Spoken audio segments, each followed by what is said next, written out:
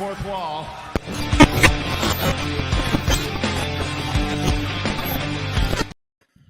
Whoa, what up, everybody? It's the middle of the night. It's Past the the middle of the night. literal. It's the well. I mean, it's the middle of the night on the West Coast. It's actually the 23rd. I need to fix my little thing there. If you can help me out with that, Nick, that would be wonderful. All right, I'll pop it up on there. Who else? I keep the ND in there. May the 20th then be with you. May the 20th. Who else is up in the middle of the night talking about professional wrestling at this time? I feel like we've got to have that. Has to like be a niche thing. That has to be ours. I don't think there's anybody else up at this time live talking about pro wrestling with a chat. The chat is awake, looking for more Nick content. Yes. That's insane. Mac, my man, let's go. Let's go. Man. Solid 45 minutes of Nick content before I pass out. It's not going to be a long episode for me either. I gotta we'll get into all the topics we have listed, but Ooh, okay, short comparatively. I mean, but we can get right into it, man. Did you guys hear about Sting's son? The Wolfpack one, the one that took the large leap across the ring. The one that's not the streamer. The one that's not the streamer, right? Isn't it not? Yeah. It's not Kothis. It's the other one. I posted it. I posted the fucking story on the page, and I didn't know which one it was, and I didn't have enough time to look it up. And they both and all the pictures I saw, they were both in makeup. So I was like, I don't fucking know. I still don't know. So I posted it. I posted all the pictures. I was like, you guys will figure it out, and they did. I mean, he said it was a matter of time, and then I'm sure his brother, while he says he won't, the wrestling bug will always bite. How old is he? Mr. Borden, the one that's joining, I guess. I imagine it's an AEW event or something like that. He was training with Darby. And Sting. And Sting probably trusts Darby and trusts AEW with his son. He's got to be older, though. He's like 30-something, isn't he? It's not like a 20-year-old young skipper, blue chipper or whatever. Whoa, Greg, you got the mic under your nose. Apparently, Steve Borden Jr. was in a training camp with the Kansas City Chiefs in 2015. Oh, shit. Well, look at that. Another football player. You guys. That natural transition into wrestling. DDP was 35, Max says. Never too late. You're right. You're absolutely right. Batista was kind of older too, right? Yeah, he was. Yes. 30-something. Definitely. It's so interesting to see how many of those guys from like the 90s and like the early Ruthless Aggression era passed through the power plant of all places. Hey, I'm checking this out. Oh, this sucks. Oh, Sarge, stay away from me. Oh. Why am I being yelled at by Sergeant Buddy Lee Parker of the State Patrol? Is this abuse? There were some. I've always found there to be some interesting names that bring up that power plant who either seem to be in it or had gotten close to it. I know. I think Chael Sonnen spoke about almost joining. Yeah. At some point. I think Terry Crews may have had some story that had to do with the power plant. Yep. Hello, Raul from Douglas, Arizona. What up? Hello. I passed through Arizona one time in my life when I was driving up to California. It was start driving faster. It was a nice place. No, I was surprised because I had heard about how hot it got, but I guess I was close to like a high altitude, so it was a little chilly. I was like, oh shit. But I'm sorry, I fucking interrupted Nick. Oh shit. That was Greg that was talking. I mean, that's horrible. We even look alike. I am. You do though. That's true. We do. We both got the glasses. We both got facial hair. We both got our arms out. That's what it is. That's Look, those black tank tops. That's what does it. You got the same headphones. I'm sorry, Greg. Greg's been watching a lot of ECW lately. Greg, tell us about your experience.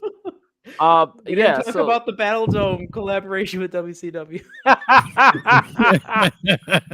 Battle Dome and Terry Crews, who could have been a superstar. God damn it! Oh man. Yeah, that's been sort of a personal project I've been howling myself on. Not like from the beginning, because I don't know what my age may vary, obviously, but for me, like 94, 95 ECW is absolute fucking gutter trash. I can just imagine. Like sure, you might have shown up because you were just like, oh yeah, Dreamer and Raven started around here. It's not good, y'all. It's not. Just watch the fucking feud, though. Like just stick to just look for the Raven and Dreamer segments and move the fuck on. Yeah. That's how I did it. Look for the. There's the three guys that are gonna circle around each other. That's most important. It's kind of like Raven, Dreamer, and Sandman. Cactus Jack's gonna show up at some point around there to watch his stuff. I watch the spin-off stuff too for variety, because it spins off into a lot of different shit. Like there's a lot of different things going on with the Dreamer Raven feud.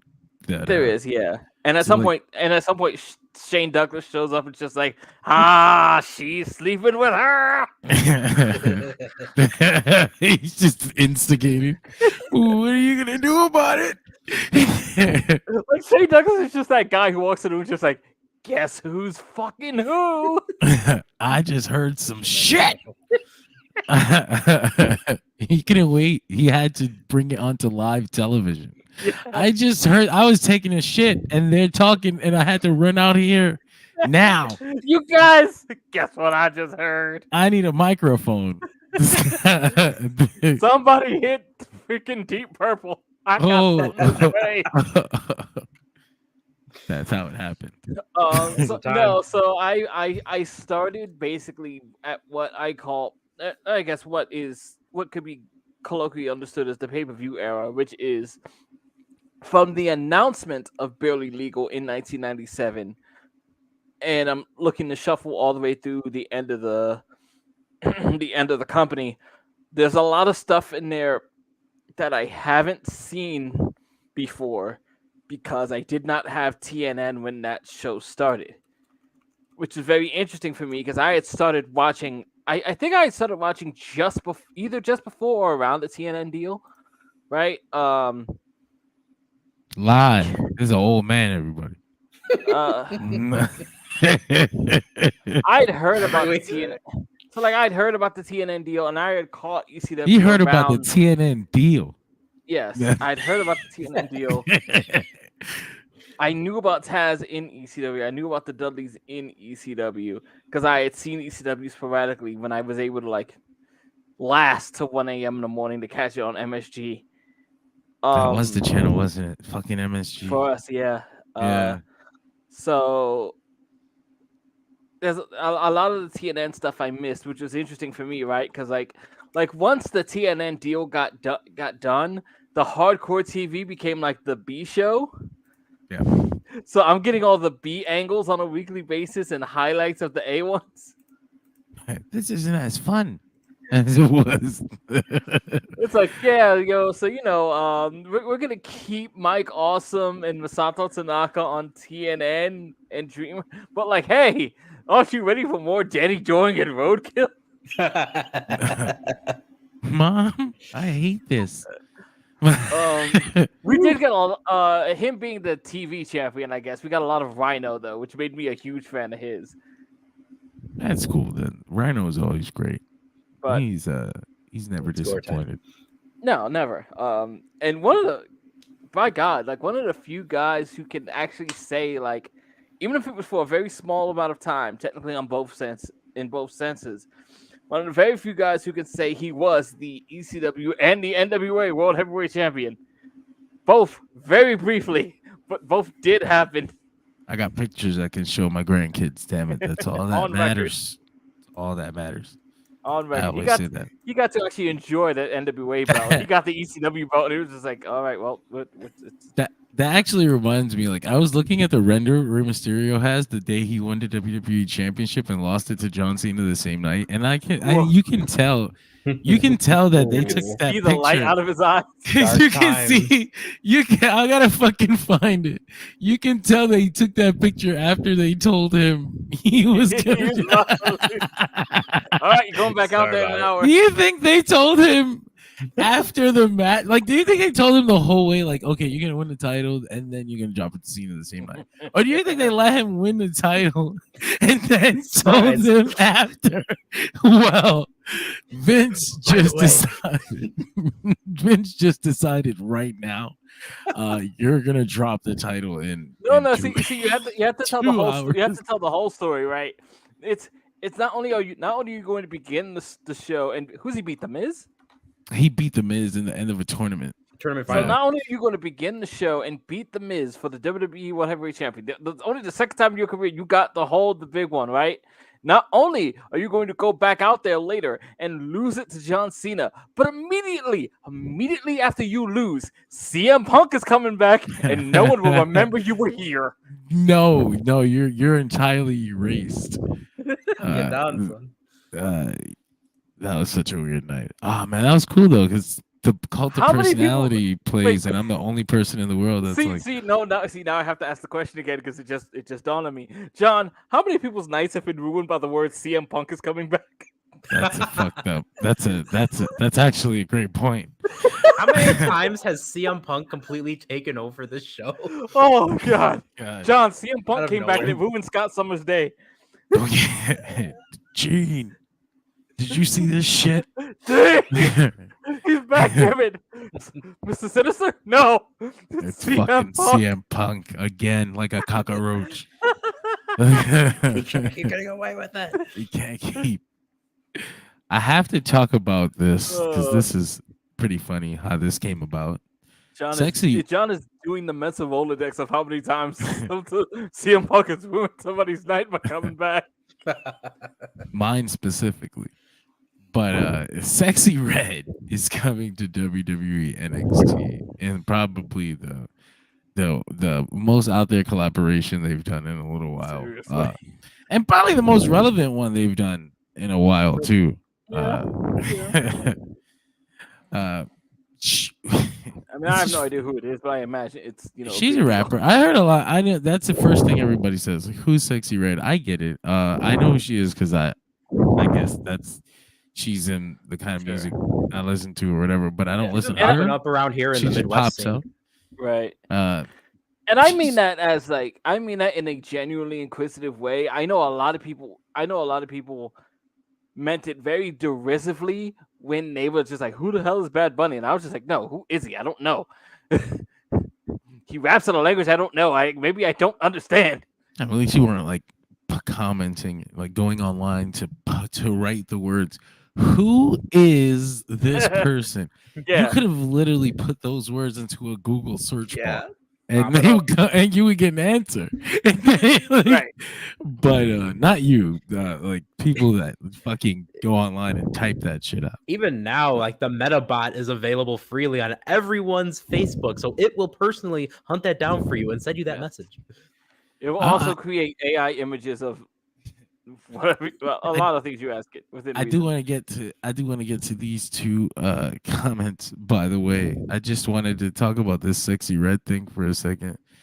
Someone said let Sexyy Red come out and rap, and whatever Jada Parker does, she does. Please. Wait a minute.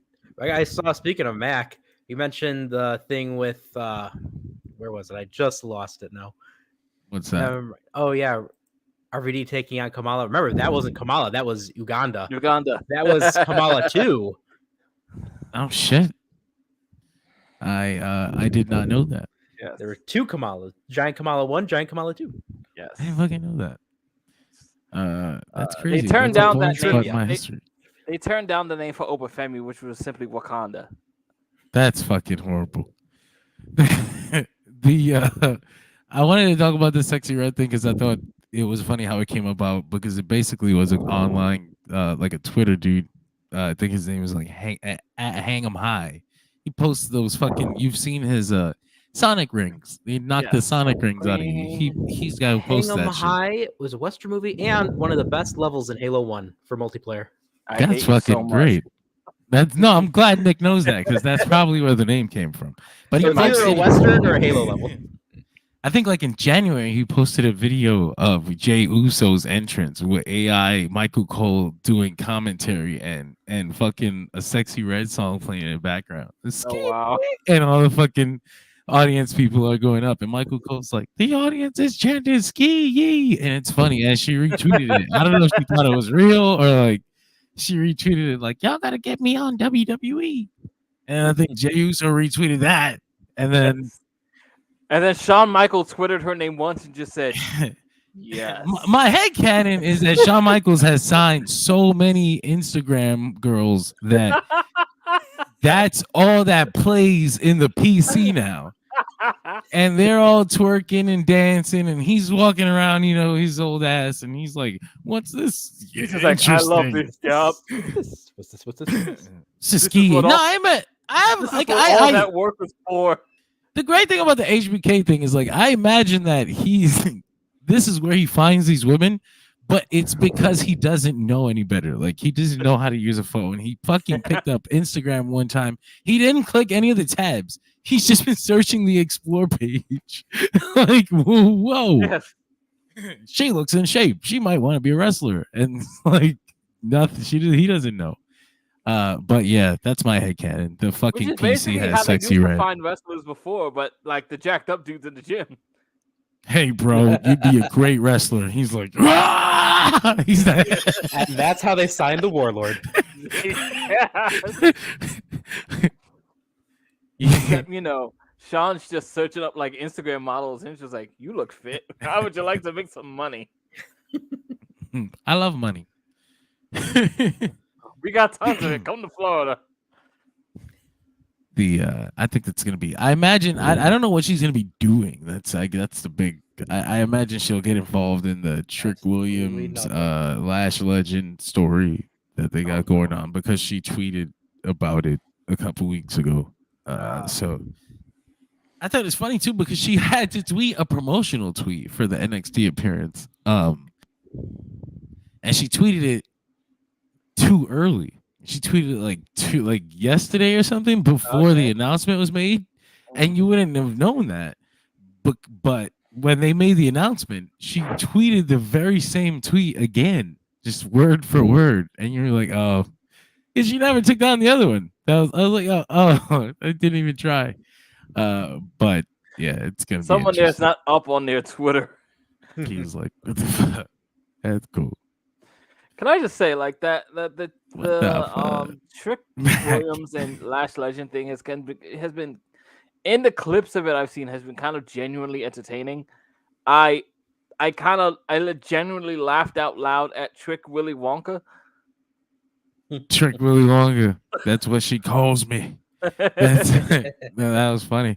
That was wild that they put them on TV together, but that's cool. That's fine. Hickenbottom High is what I call it. It's bottom high. Hickenbottom High. John is so sick of Chase U.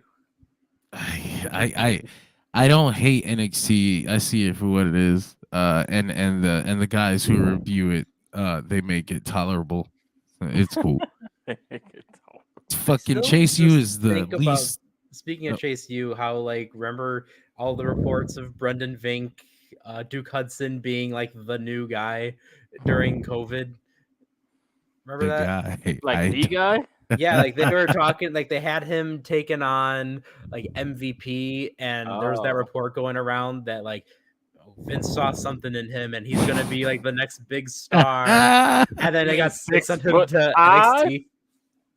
You got something, kid. I see it in you. But he's already got fucking dementia.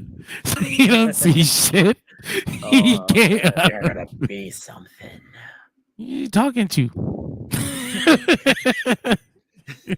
Vince, that's our truth. You already talked to him. Oh, that's great. But yeah, that's gonna be interesting. I can't wait to see how it turns out. Wait, what if R-Truth's delusional gimmick is just a secret parody of Vince? Yes. That would be an awesome reveal. No, I think our truth loves Vince. There was a post, I think during WrestleMania weekend, that Vince's old Instagram trainer posted like, "Oh man, it's so sad how you can see someone kicked out of their own creation and not allowed to be at or whatever the fuck," just implying that he was sad that Vince wasn't allowed to be at WrestleMania weekend. And it had a bunch of comments and likes from wrestlers, and I think our truth was one of them. I was like, "Oh, okay." I'm not gonna like hate him for it. It's he made his whole life. People have their own emotional connections. I'm not gonna be like, favorite. I sort of just comments. appreciate. Go ahead. One of my favorite comments was just Vince always buddies up to R-Truth, so he has the secrets of eternal youth. Oh, geez. "Teach me how to live, pal." When it comes to that, I just enjoyed the sort of like the special long-term karma of like Vince taking the company from his father. Oh yeah, that is actually pretty interesting how it ended up getting taken out from under him again. I swear I'll never believe anything other than Nick Khan or Triple H are together in some collaborative effort with Stephanie McMahon leaked that fucking original email. Just con them all the fuck out to the Washington Wall Street Journal. Yeah. Journal.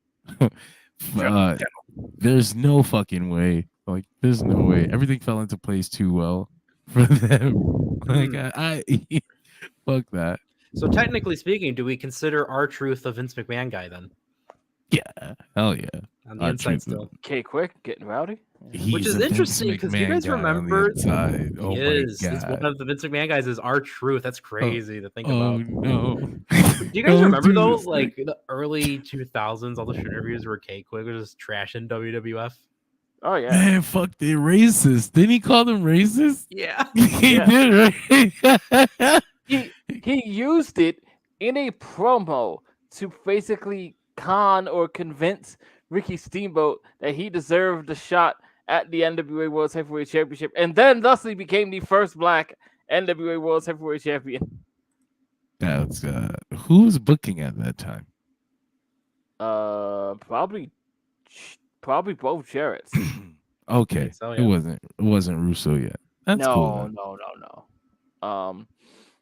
If it came from Jarrett, that's cool. If it came from Russo, he had suspect. No, I don't reason. think he was there yet. Remember though, WWE canon though does not consider R-Truth K-Quick to have left. They consider them one entity that's been there the whole time. Our truth maniac ass probably believes that. Yeah.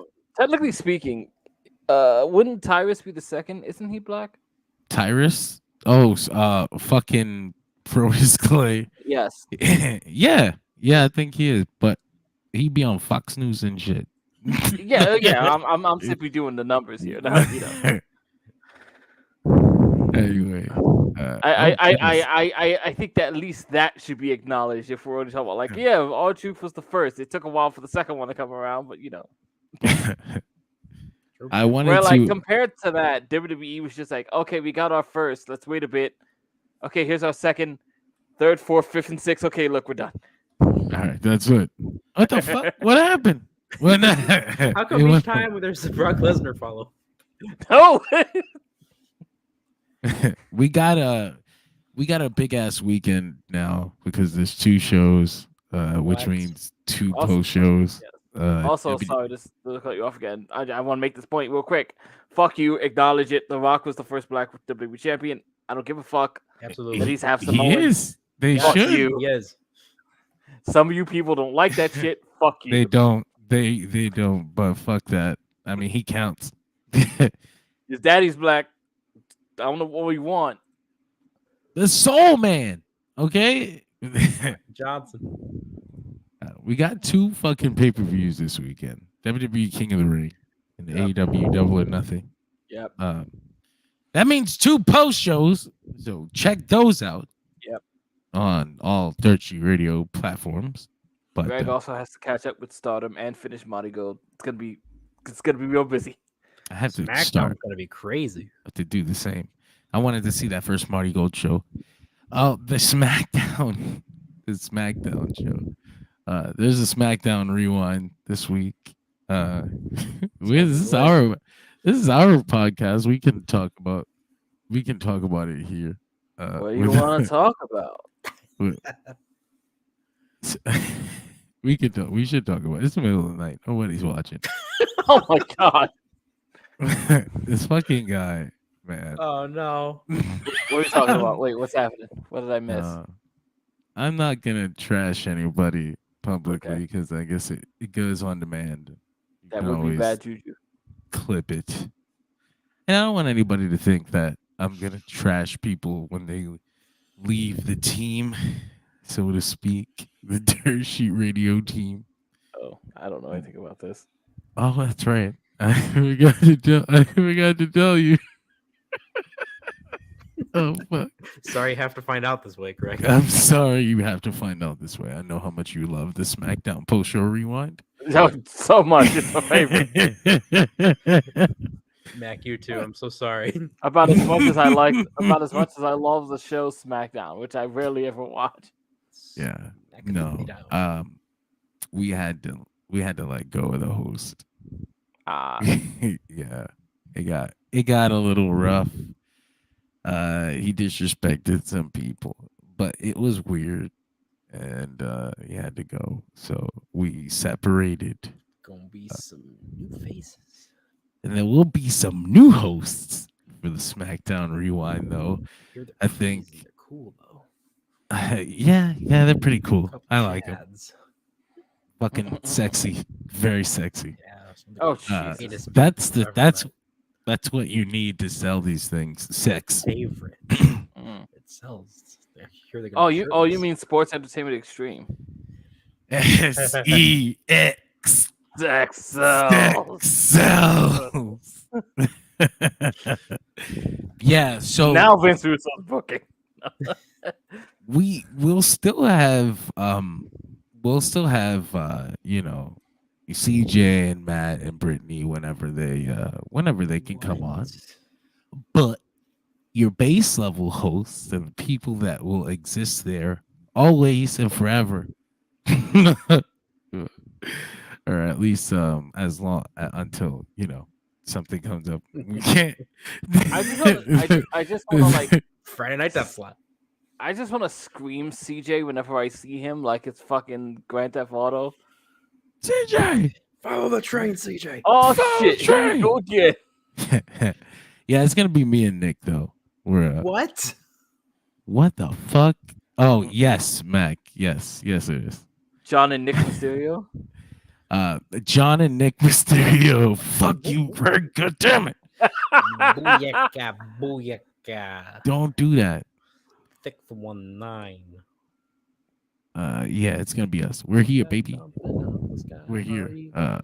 We'll be on Fridays, but why are they turning on Ruthless Aggression era SmackDown?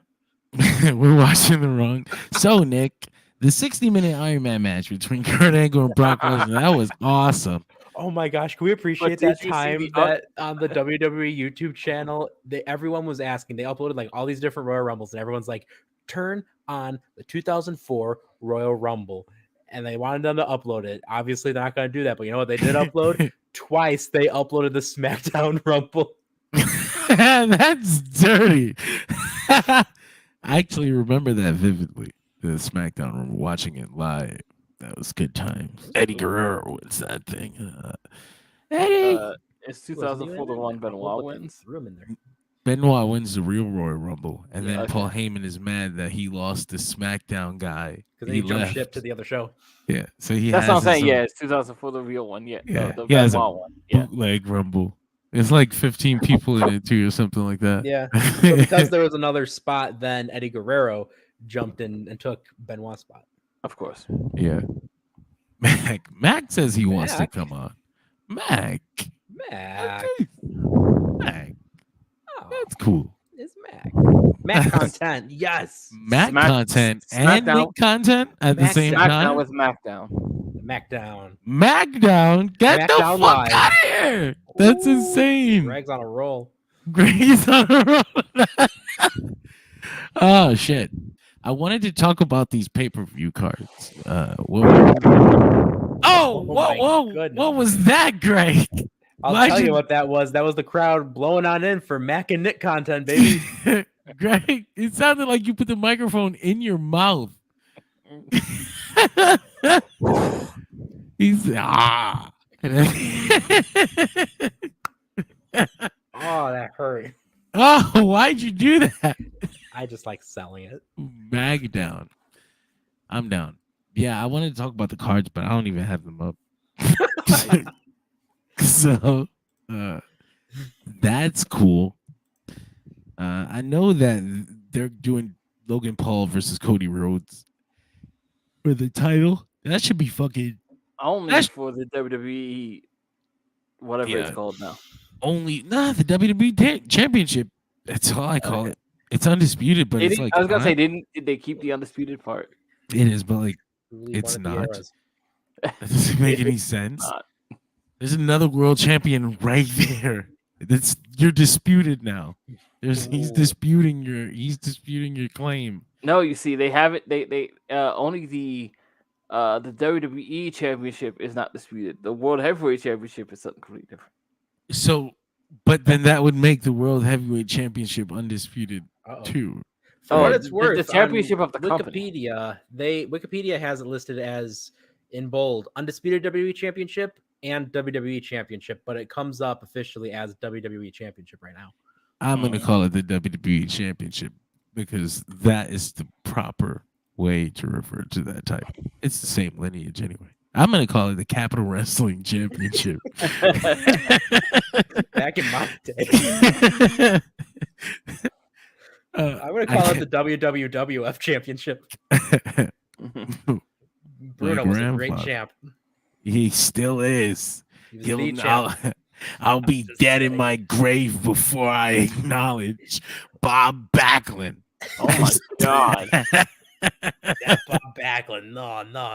Bruno Sammartino, that was a champion. That was a champion. I mean, it's the pride of Italia. Oh, and hey, listen, I can say that. John, wait, that's my thing. Why didn't you hit it? Fuck. Oh, John, the Italians are coming. They brought some Sicilians with them too. Which ones? They're here. Oh fuck. Gabagool. Damn. Nah. Oh, here we go. Mac has named the Friday night show Friday Nick Mac. Friday Let's Night go. Mac, Friday Nick Smackdown. Smackdown. Let's That's do it. incredible. Shit. I mean, jeez. To his credit, Backlund did win both of his world championships in completely different eras. That's true. That's valid. Very valid.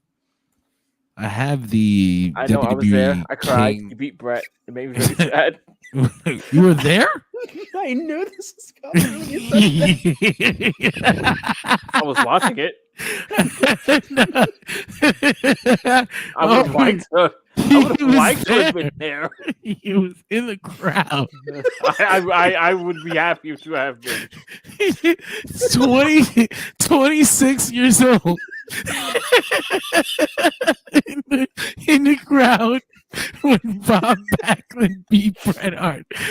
Why would I be 26 though? I'd probably be 6. 26. All right. What year was it? He threw a beer can. Oh shit.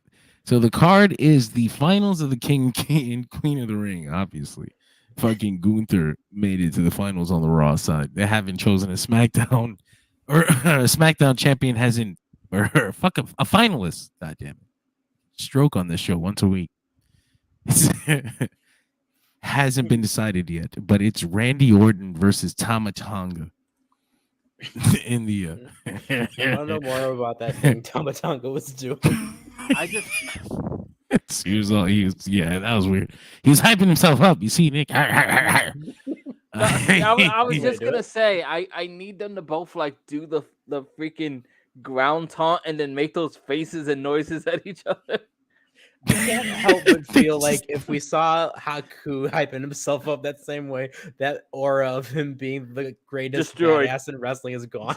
Ruined. He's doing it head to head with his son. What the fuck? This spit. I don't want to hear anyone talk about Haku anymore. He looks like Roxanne's father in a Goofy movie. I don't want to deal with this.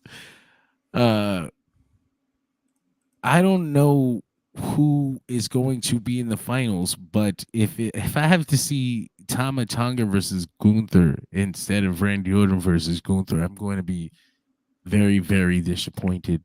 You mean not Tama Tonga versus Jey Uso? Thankfully, no. Right? Thankfully, no. That was a real possibility. That was scary. Those are scary thoughts to have on Monday. Oh, did Jey Uso lose? He did. Okay. Gunther is going to the finals. Okay. You should. It was a pretty good match. That was the most logical final. It was. It really was. Gunther. They did a spot where the ref went down and Jey Uso did his splash, so maybe he could have won. But Gunther would have kicked out. Who are we fucking kidding? Get out of here. No, get out of here with that shit. You can't convince me. Yeah, Jey Uso is probably, I don't know what the fuck they're gonna do with him now. Probably go right into this bloodline thing. It's already June. SummerSlam is in August. Which is an odd choice but it was right there. It was right there, but why would you? Okay, so now you're gonna do the bloodline thing. I could have done the bloodline thing in Jeddah. But I'm glad that they didn't, because that means that you would have had either King Jey Uso or King Tama Tonga, and you have to keep that for a year. And I prefer to see Gunther take that and make it a big old prestigious crown again, because it has a stench around it right now. With King Gunther is it makes me think of the fucking tweet that Sheamus had to delete. That was great.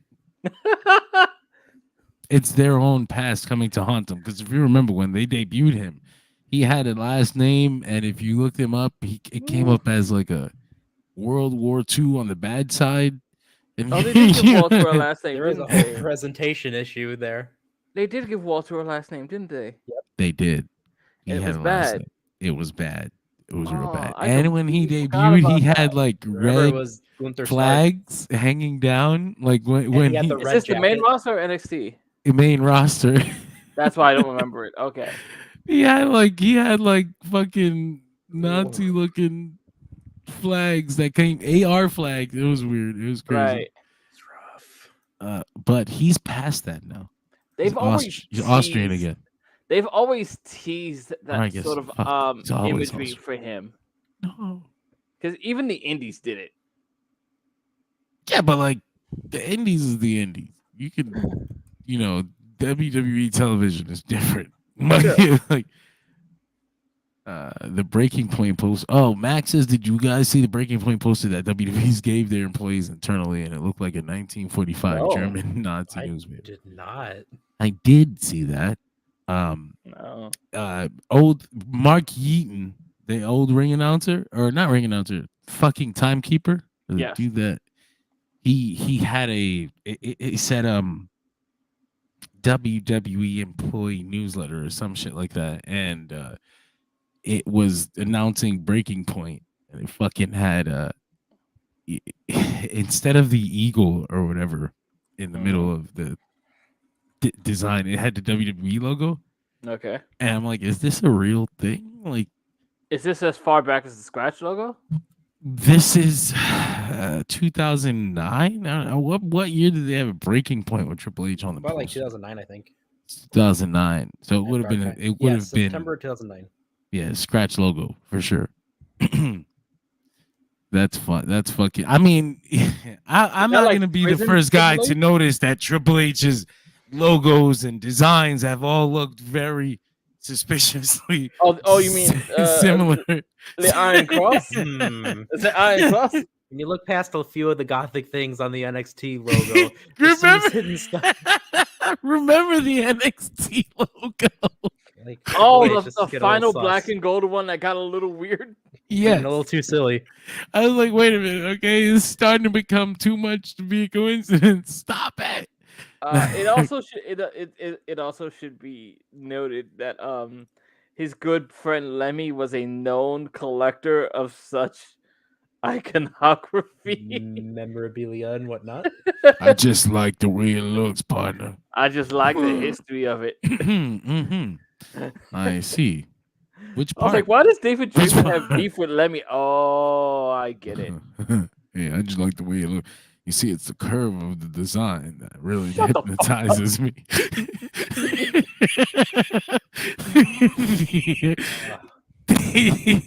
Fucking King of the Ring card. Yeah. I mean, but Gunther, in a situation where it's Gunther versus Randy Orton, Gunther's the only choice to win this thing, right? Yes. King Gunther is the way to do it. Last year we had King Woods. And then they had Roman destroy him and wear the crown. Do you know how much how demoralizing had it Roman must destroy be? him, wear the crown, and then seconds later destroy the crown. Like we did this whole tournament so that we can build to a moment where we can get a shot of Roman wearing a crown. That was the point of the whole thing. But it also gave Xavier Woods the one thing he really wanted. Yeah, and that's awesome.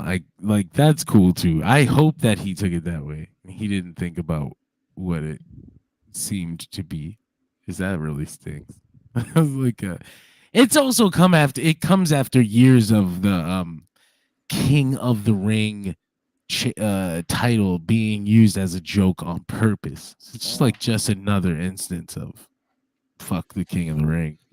I hope that's not. Was the last one Corbin? Corbin before that, and it was a joke. Barrett. Sheamus, Barrett, all jokes.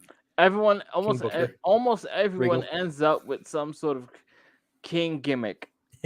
Remember, King Haku didn't even win King of the Ring. They just had him as King Haku. He just took the crown. I respect it. Anyway, in college, I remember 2002, oh my goodness. The last time it was like an actual pay-per-view, they switched up a little bit with the tournament because there was some report that came out and they're just like, they don't think Test's going to do anything. All right, let's put Test in there with Brock Lesnar in the semifinals. And he still doesn't. He doesn't do anything. It's lost to the fucking history annals of time. I don't even remember it. Shit. The news outlets of 2002 was definitely a time. There's one I have too, and I saved the screenshot somewhere. I'll have to grab that at one point where it says like in the era of 2002 that like, oh, I don't think it's like an old forum post, and someone's like, yeah, I don't think those rookies, Randy Orton and John Cena, are really going to amount to much more beyond John.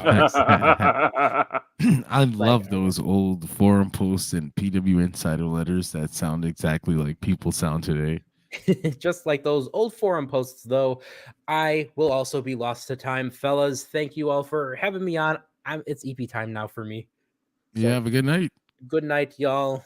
Make good decisions. See y'all on Friday for Friday Nick Macdown featuring John. Yeah. Yeah. I'll get my checks for that one. They've got Lyra Valkyria on the Queen of the Ring final, taking on the winner of Bianca Belair versus Nia Jax. Everyone's favorite. I think Nia Jax has been having a great run since she came back.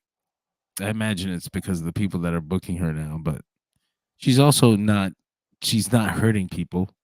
and she's very competent in the ring. I've said ever since that match with Rhea Ripley, I've been seeing her in another light. She hasn't disappointed me yet. So here's still hoping.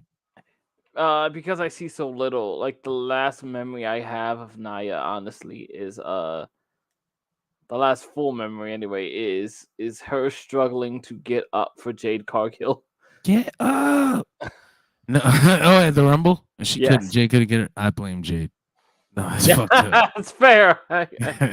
It could be the greenness. I just, she couldn't get her up for a second. She just walked down that long ass ramp. Hold on, girl. Hold on. No, it's gonna probably be Nia Jax versus Lyra Valkyria, if only because I don't see WWE running babyface versus babyface, but they might. They could. It's certainly possible. I just don't see it. Who's on the other side for both of them? Lyra Valkyria. She is just called up to WWE Raw, and she's on the tear. She just pinned Io Sky on Raw. That's a good match, 19-minute match. Wait, I'm sorry. Is Jax versus Lyra the finals now? If Nia Jax can defeat Bianca Belair. Okay. Lyra's in the finals. Okay, understood. I put ice in my mouth. I thought you were gonna talk. I missed that. Sorry. Yeah. Okay. Yeah. Okay. I have not kept up with the tournament. Obviously. I didn't know who was in and what time we still had left. Yeah. You're right. Lyra versus Bianca would probably make less sense. And hey, good for Lyra. Hell of a rocket to put on her, right out of NXT, right? Well, hell yeah. That's what I was. Even Ilya Dragunov didn't get that. He got taken out in the first round by a dude who wasn't meant to be in the tournament. Shit. So I imagine. Way to hold that grudge, John. I imagine that Nia Jax will win this. Because I don't see WWE. I can't wait to see that gimmick. I just don't see WWE going all the way, like all the way fucking up. Yeah. But also, if Lyra Valkyria does win, and if the winner gets a world championship opportunity, then the next pay-per-view is Clash at the Castle. And Lyra Valkyria is she's not from Scotland, but she's from Ireland, and that is on that side of the world. So I mean, it would make sense. Sheamus will be there. No. He'll definitely be there. But it would make sense to do her versus Becky Lynch because they're both from Ireland, and it's also a rematch. They have a history on NXT, so that's cool. You could do that and do Drew McIntyre versus Damian Priest, and you got a whole hometown situation there. Yeah, that's kind of how I see that going. Gunther, though, is a wild card for me because if he wins this, then he does win a shot at the World Championship. And it's like, it's clear to me that Drew McIntyre is in line, right? And he seems to be first in line. But I guess he's got the CM Punk thing going on. And he might lose this opportunity at the World Championship to deal with CM Punk, which would leave a space for Gunther to be champion at that point. But I don't know. It kind of feels like I don't know. Maybe this character of Drew McIntyre doesn't deserve a championship. But after the WrestleMania thing, I figured they would go back to him as champion. That's kind of let's get an idea of the timeline here. We got King is this the Ring thing is this weekend. King of the Ring is this weekend. When is Clash? June June something. Nice. June 23rd. June 23rd. When is Bash? I think I might be confusing Clash at the Castle and Bash at Berlin. Oh fuck! Oh no, those are two different shows. Yes, they are. Okay, well then I don't know when the fuck Bash at Berlin is. I will look it up right now. Okay. Clash at the Castle 2024 is June 15th. And Bash Saturday. Bash in Berlin is August 31st. That seems right. Yeah. So that seems good. If we're talking about like World Heavyweight Champion right now is Damian Priest. We're looking at Clash of the Castle first. Clash of the Castle first and Bash and Bullet second. Is there a timeline on when Gunther's shot comes? You imagine they want to spend some time with him as the king of the ring. So he'll beat on people and he'll establish that as a good thing again. And Sure. then I guess that makes sense to wait until August 31st at Bash in Berlin. Sure. It's If it fits into if it fits into Greg's fake timeline, it goes Drew McIntyre wins it in Scotland, beats Gunther in Germany, loses it to Punk sometime around SummerSlam, but then Punk loses it to Jey Uso sometime around WrestleMania. Oh, God, that stinks. God, Greg, take the fucking pencil from this guy. I'm just going with the overness. You can just like his in-ring ability all you want. That is disgusting. No, this is Triple H's WWE. He better have some respect for his mat. No, okay. What? That is nasty. No, man, you do it at Bash at Berlin. They've never done a show there like this before. You don't have an opportunity like this come around very often. He is very he's probably at the top of his game. Probably as popular as he's ever gonna be, as legitimate of a guy as they have on their entire roster. I don't know how long that's gonna last. I don't know how long they're gonna be able to keep him established at that level just for another year. I don't have the faith in them to hold on to that for that long. It's time. It's time. He's been in the main roster since what, 2021, 2020? 3 years of fucking being the greatest intercontinental champion they've had since, I don't know who your favorite intercontinental champion is, but it's probably Gunther now because it was so fucking cool. It's time to give that man a world title. Talking about Jey Uso versus CM Punk at WrestleMania, that is fucking horrifying. I'm basing that off the popularity and the tendencies to have the happy ending at WrestleMania for people, and because there's only probably room for one big old baby face on Monday Night Raw. I would imagine the Cody. easiest one. They're gonna bring his ass back when that Netflix deal. Maybe, right? That's a wild card possibility. It's very real. It's seeing as in my head, there's only room for one real top baby face on Monday Night Raw, or at least, two baby faces of that magnitude just kind of clash up against each other. It's just so easy to turn Punk heel and then have Uso go over. And then you square up a few circles doing that. Or you close a few circles doing that. You close the circle for Drew McIntyre and Damian Priest. You close the circle for Drew McIntyre and CM Punk. You close the circle for CM Punk's journey to get to the main event of WrestleMania. And you close the circle of main event Jey Uso getting to the top of the company into some frame of fashion. I think they got to do a little rehabbing with Jey Uso before they do that too. They've had him lose every big opportunity he's had for the last. Sure, but we're talking about next April, so we've got. That's a lot. That's a lot of.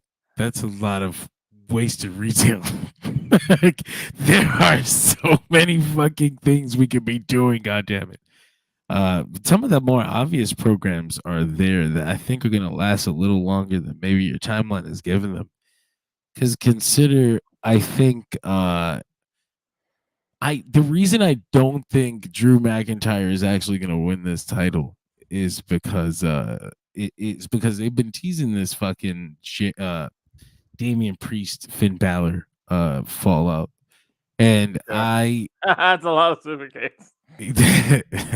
Fucking stinks. It does put him back. Actually, there's What another am I problem missing? with that. There's another problem with that timeline that I forgot about. Put him back. What? I was gonna say, put him back with the bloodline. Get out of here. Uh, But I realized that they probably are because they already teased that on TV too. But what the fuck was the what was I saying? God damn it. The Jey I don't. I Uso, don't. I don't the other know Jey that they'll Uso put. felt I fucked don't. me up. Again, I don't know that they'll put him back with the bloodline like full stop. I think there will be a sort of reconciliation at some point, and I imagine that it will be some. Again, this is all speculation. I'm just thinking about shit. I have a lot of time at work. Um, I imagined it as being something along the lines of Roman, Jimmy, Jay, and Sammy versus Solo and his thugs. Yeah. That sounds Um, about right. that all made sense to me until some and granted there were some wrenches that got thrown into that idea after the fact because like then the story came out that they were just like, guys, I don't know if Solo can stand next to this Jacob fella. They keep watching him at the PC and he's like shaking the fucking ring. He's just too damn cool. No. Oh God. Look at that. I just want to be his friend. I keep thinking of you'll hate this maybe, but like I keep thinking of uh the joke that Dragon Ball Z Abridged does for Broly. He's just like, but he's so damn cool. I They have him actually do a bad thing, but he's so damn cool. he is very cool, but he literally has slaves. But he fucking he actually did a genocide. It's like Broly's my favorite character. He had slaves, but he's so cool. But yeah, getting back. I was gonna say I think the Drew McIntyre CM Punk thing is gonna last a little bit, and you'll have I wouldn't Damian be Priest and surprised. Finn Balor probably fighting for the belt for a bit. I wouldn't be Before surprised. And to be fair, like SummerSlam made sense to me because like Punk and Drew's a big deal, and SummerSlam's a big pay per view. You'd probably like it made sense to put it on that stage. If you waited until Survivor Series or something, like it would. I think that's flexible. it seems like CM Punk is almost ready. SummerSlam does seem like the time. Yeah. We'll see though. Again, like that was just my idea. Like it felt like there was the potentiality for some very good through lines that solved a lot of stories. Like it just the reason I liked it is because it was so damn smooth and it closed a lot of doors. I mean, it makes sense in a story sense. It's just like which is the only thing I'm thinking about. I'm just like, oh God. I know you're fucking done in on Jey Uso. No, not that bad, but like just the idea of CM Punk versus Jey Uso for the World Championship at WrestleMania right now is like I'd rather eat my socks. But I can think of worse matches at WrestleMania. I'd rather eat my socks. That's gonna be one. That's gonna be one of them. That's gonna go on the list. No, I don't. It probably would be awesome. CM Punk will use it. He should be in a feud with fucking Roman Reigns, but I don't know. We'll see. Well, they're kind of on different shows, but no, that's not real. They works on Mondays today. But the rest of the card has as we were already talking about, the World Championship is not on the card actually at all. No. Becky Lynch versus Liv Morgan for the Women's World Championship. Liv Morgan the revenge tour lives on. She's pretty fucking good in this spot they have her in. I imagine she's gonna beat Becky Lynch on Saturday, and she should. Yeah. Becky wasn't even supposed to be here. She wants to go home. Was not. She wants to go home. Also, has she re-signed? Has anybody There has been checked? no public declaration of a re-signing. Has anybody double checked? I imagine she did. I don't think And they she want to was- announce it yeah. because then that will make the championship match predictable. It kind of makes it a little more unpredictable. And when she loses, they can be like, "Oh my God, is she leaving?" And they'll play everybody, and people will inevitably post, "Oh my God, she's leaving." Is this the end of Becky Lynch? And then she'll announce on Instagram on Monday morning that she's fucking signed with the WWE for the next 27 years. Now, if you don't mind, I'm gonna take care of my husband and my kid. That's how that usually goes. The other reason I think it's gonna be Liv Morgan is because they've in her feud with Becky Lynch, they've set up another feud with Lyra Valkyria. If Lyra Valkyria wins that Queen of the Ring thing, you already have your built-in feud for Liv Morgan. And I don't imagine Lyra will actually win a world championship match at this point because I feel like that's taking it all the way too far. But just like damn, like yo, that's Brock Lesnar shit. Can I talk about how refreshing it is to talk about WWE in the sense of just going, they might follow up on all these things they've hinted. Right? Like I can actually be like, oh, that was logical. Then logically, this is what's gonna happen, and it will. It will. All these things seem like they may happened in the same timeline. It's fucking great. Even looking at this card, I'm like 5 matches. 5 matches is crazy though. I think we're exaggerating on it. Fucking Takeover King of the Ring. You can throw another one on there just to, like just 1 or 2. I don't know. No, Gunther needs to go long. Gunther gets 39 minutes. Whoa. No. Dude, Randy We ain't may as well get fucking. Kohewada out here, why don't we? Randy's back is not doing 30. Nice. Terrible. Actually, nice. I like Orton, but how cool would it be if Gunther just run in there and just fucking slammed it? Listen, Orton's career could take it. They can do what they did with Lesnar, but it'll work this time. It'll fucking have that SummerSlam thing without the work shoot thing. That was so random.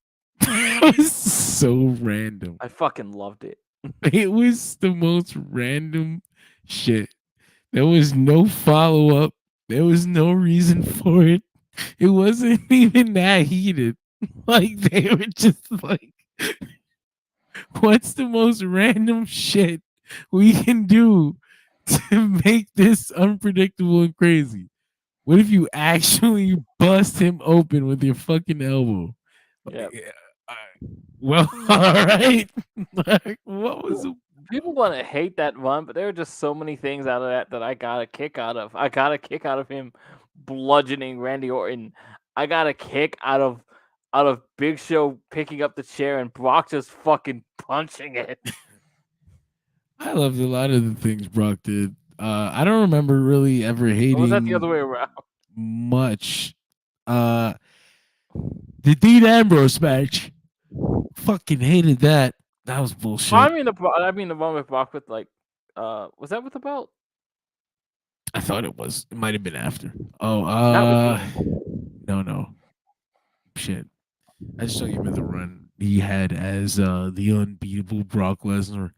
No. But I mean, like the Dean Ambrose match was I had an issue with the Dean Ambrose match way before the bell rang. I had an issue with the Dean Ambrose match once Mick Foley gave him that 2x4. I'm just like, that ain't fucking happening. I know right now Brock ain't going for that bullshit. I want you to stick it in his ass, Mox. He doesn't want that, Mick. He really doesn't. And if Brock Lesnar doesn't want it, it ain't gonna fucking happen. So it's like, I don't believe that from the start. So like, I've already got a problem with it. And the way it just went was just like, yeah, Brock wasn't going for these spots, dog. Like, I don't know what anybody thought making this match. That's probably what Moxley was thinking.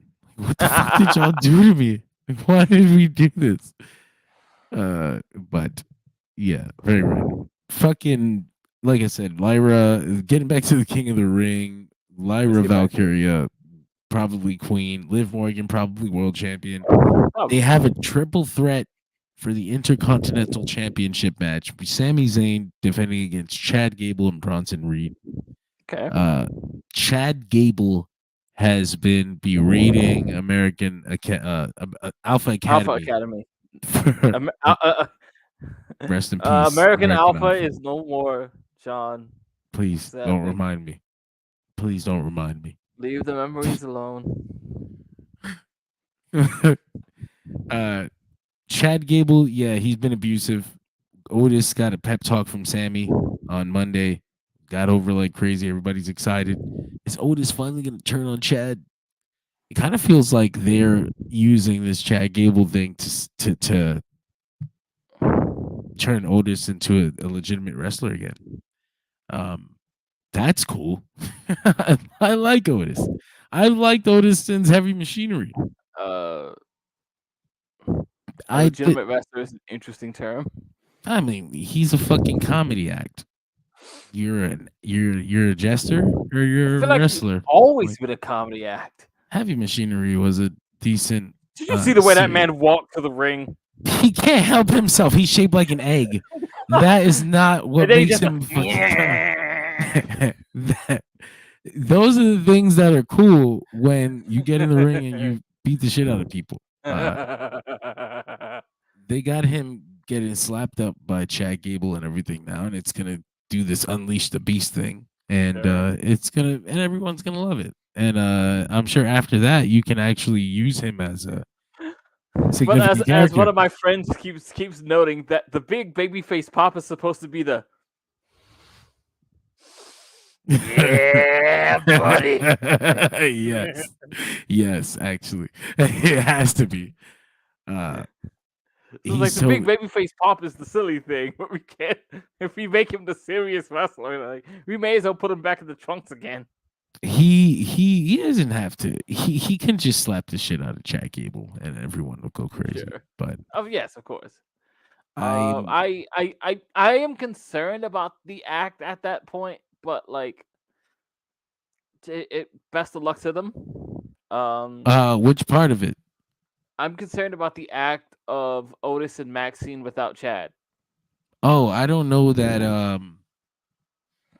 I don't know how that goes for them at all. Actually, that's what I mean. That's exactly why I'm concerned. They've already teased Chad with the Creed brothers on television. So you know what the worst thing about that is? The worst thing is when the babyface gets the heroic comeuppance and is clearly the ignored one after. That's who did that happen to? Fuck, what tag team was that? Was it? It wasn't Crime Time. I think it was Crime Time. It wasn't. I feel when like they split up, and then Shad was the big heel, and JTG got the baby. Shit out of him? Yeah. Wait, didn't they have a match? It built like a backlash match. I don't remember what the payoff match was. And I could have sworn JTG won. Maybe, but Shad got the push.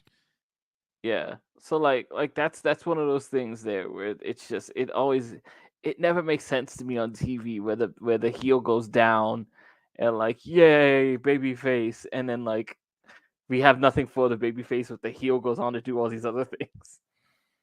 Like, what really was that comeuppance if you didn't really pay for the sin? He got his payback that one time, and that's it. Mind your business. Shut up, pro wrestling, damn it! Let me walk back here before they fire me. But yeah, the main event is Cody Rhodes versus Logan Paul. After that, that's match number 5, the only other match on the card.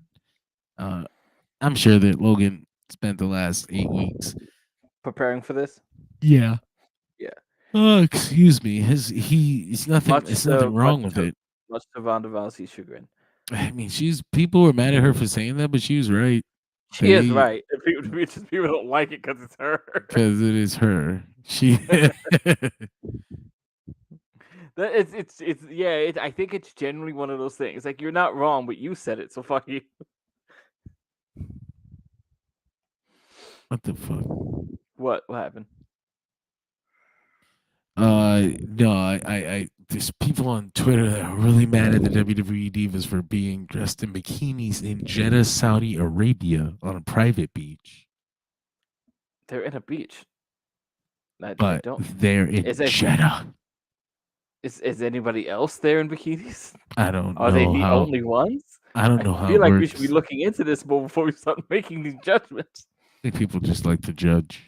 Have we answered the obvious question? This is what nobody does, John. They don't answer the obvious questions that come up. It makes me feel good to judge people. They did have a strap match, JTG and Shad. That's so fucking weird. I hate you, Vince.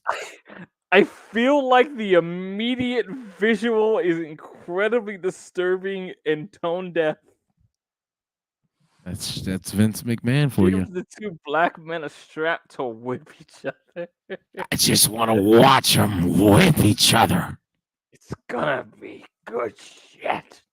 I love it. Fucking bastard. Anyway, yeah, I'm sure that Cody versus Logan is gonna be something worth watching, and people will go about how Logan is such a great wrestler, and he ended up being a pretty good wrestler. It's been fucking years now, and it's actually been years. He's been here for years. I've looked for something bad to say about it, and I don't have anything because it's just listen. You can argue to the end of time that the performances are clearly choreographed and planned out and thought out and all that shit, and that's great.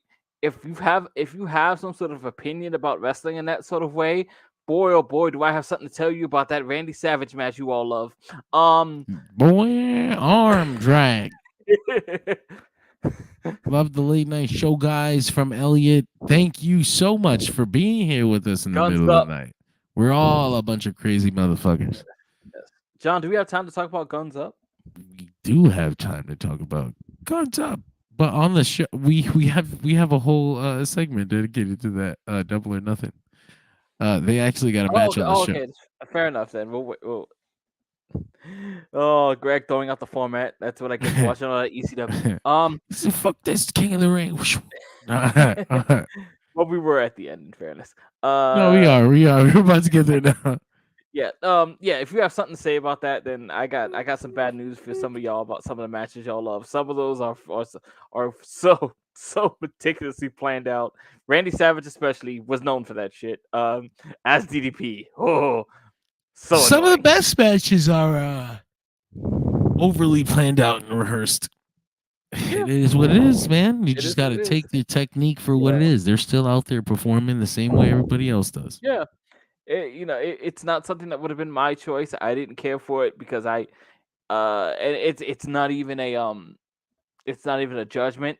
I personally didn't have the memory for it. I don't. I don't brother. Have the memory to remember all those things. I'm just like, yo, let's just make it up. No, drop down. Wait. 10 seconds. Wait. Just give me 10 seconds. Who's 10 seconds? Yours or mine? Wait, hold on. Who's counting here? No, but yeah. It'll be an interesting show. We also have AEW Double or Nothing the next night. Another card I don't have in front of me. I know it's a lot of work for you, but I gotta say, I'm happy that these shows have their own shows now because, good lord, those double pay-per-view weekends where we had one show. God, those are fucking 4-hour podcasts. Yeah, buddy. Yeah. No, it's okay. Now just do 17 shows instead. Especially when we had, double pay-per-view. Also, someone did something stupid. Double pay-per-view and CM Punk once again.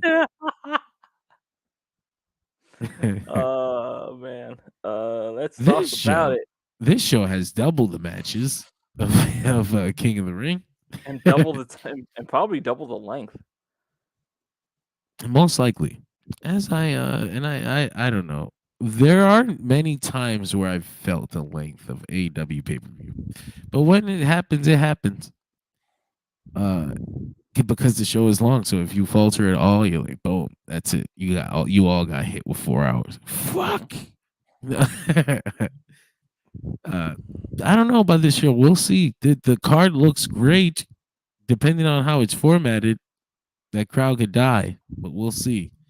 Match number 1 is a hell of a match out the gate. Apparently, if this match called on Wikipedia is to be believed, Roderick Strong versus Will Ospreay for the AEW International Championship. I feel like on paper it feels like it's a shoe-in that Will wins this. Yeah. I'm still weird about him even being in this match. I kind of agree. I feel like this is one of those things where it's like we need to put a belt on Will so Will looks like he's doing something important when he's not in the main event. But he should just be in the main event. That may be true. That may be true. But I'm not saying he should be world champion. Like, I'm just saying maybe he should be like, I just came to AEW, bruv, and you guys are fucking it up. So I'm going to be on Team AEW. Like, I don't know. Like, they got a whole ass main event feud going on, and he's over here pussyfooting with the 3rd fucking ranked belt in the company. Like, why? Will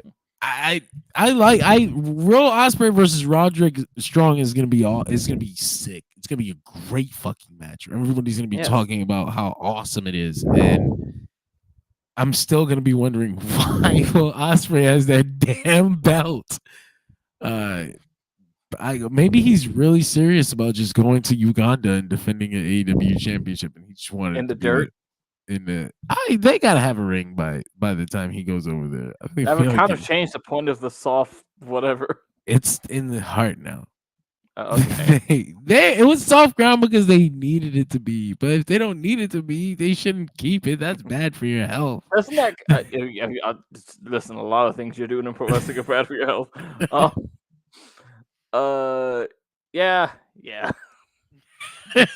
Get him a fucking ring. Those kids are crazy. I appreciate the passion. I love them. Y'all are crazy. I think that is what pro wrestling is all about right there. It's that passion. They said we don't have fucking schools, we don't have a ring, we don't have anything, but we love wrestling. We got a dream, fucking heart and dream, and a certain amount of disconcern for the pain.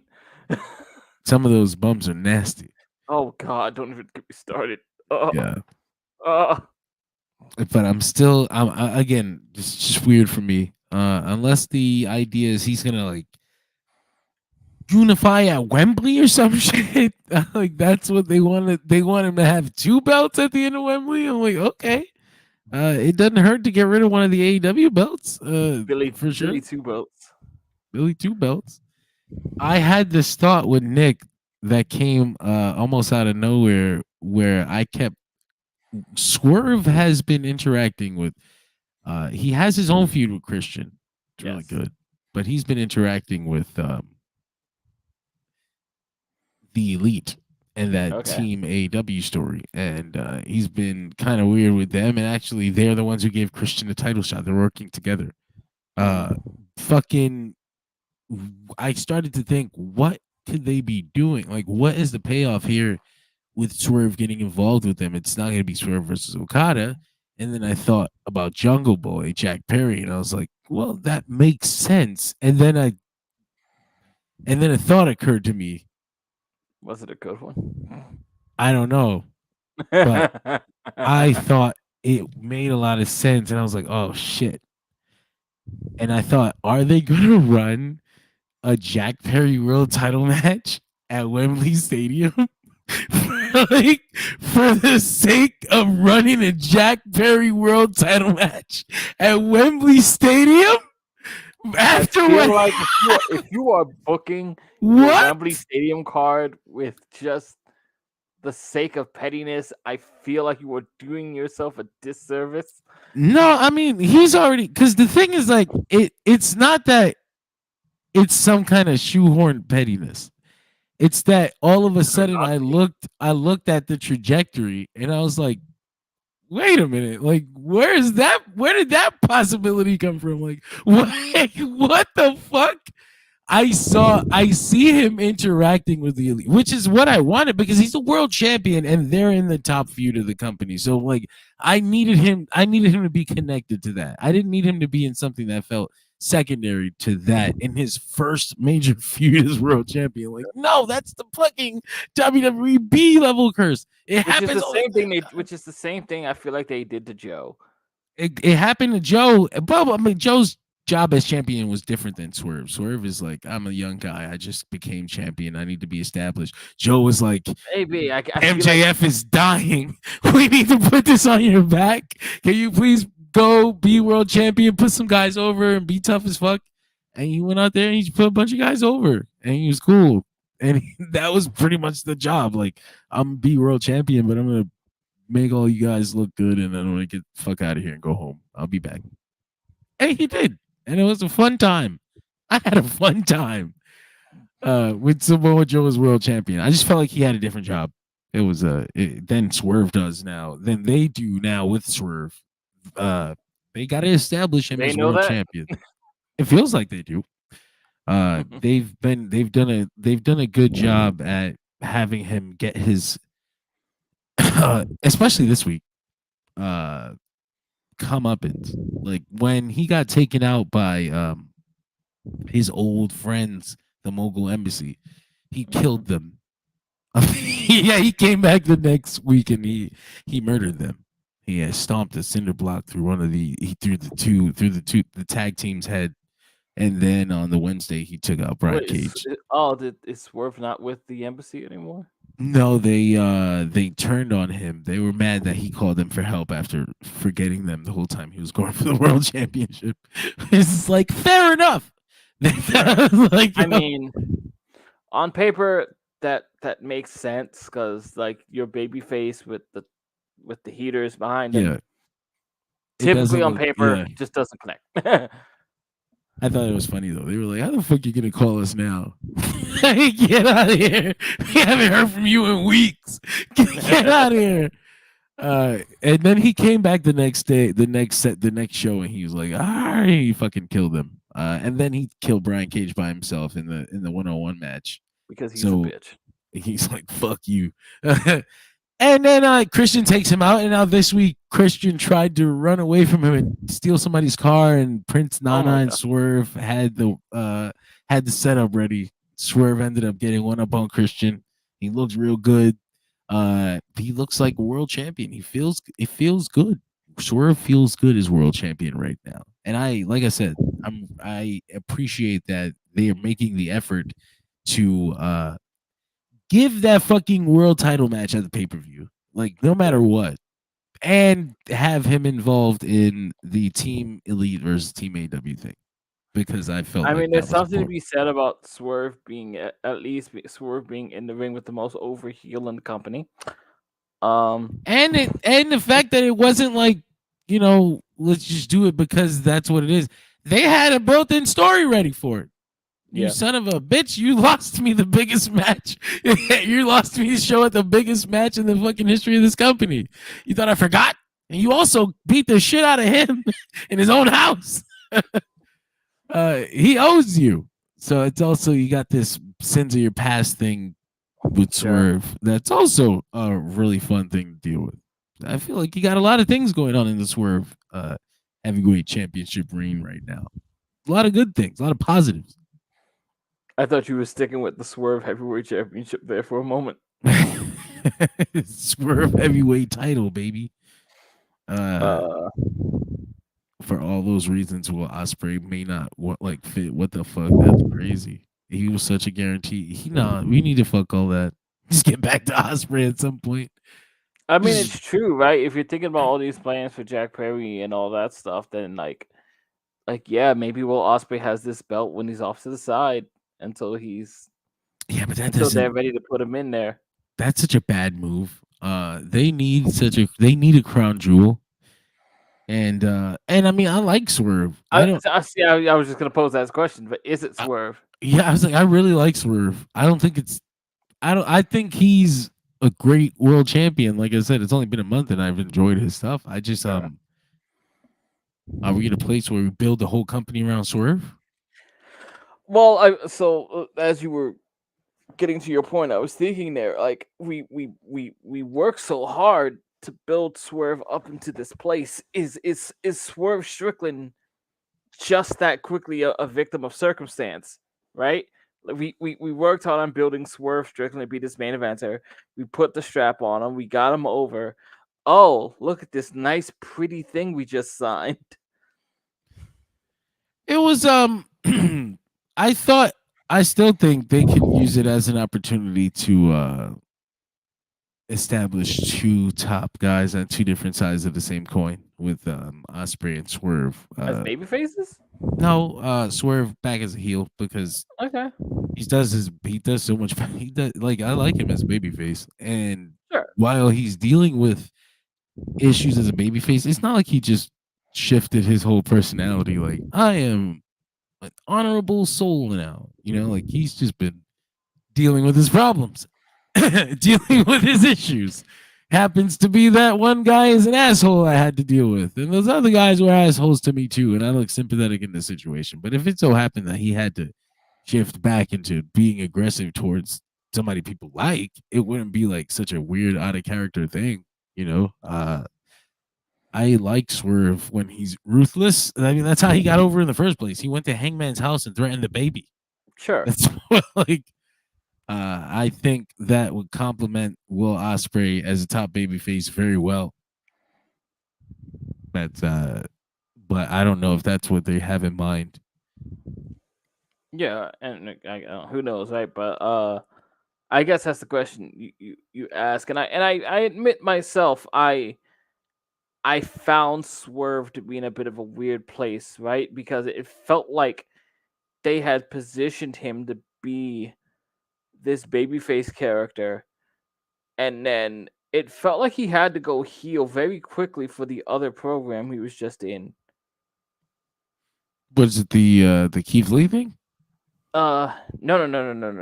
This is like since the big singles one. Let me pick up his match list at, but like I felt like there was a obviously not a defined turn, but like it felt like Strickland had been playing different positions ever since he got in that main event scene.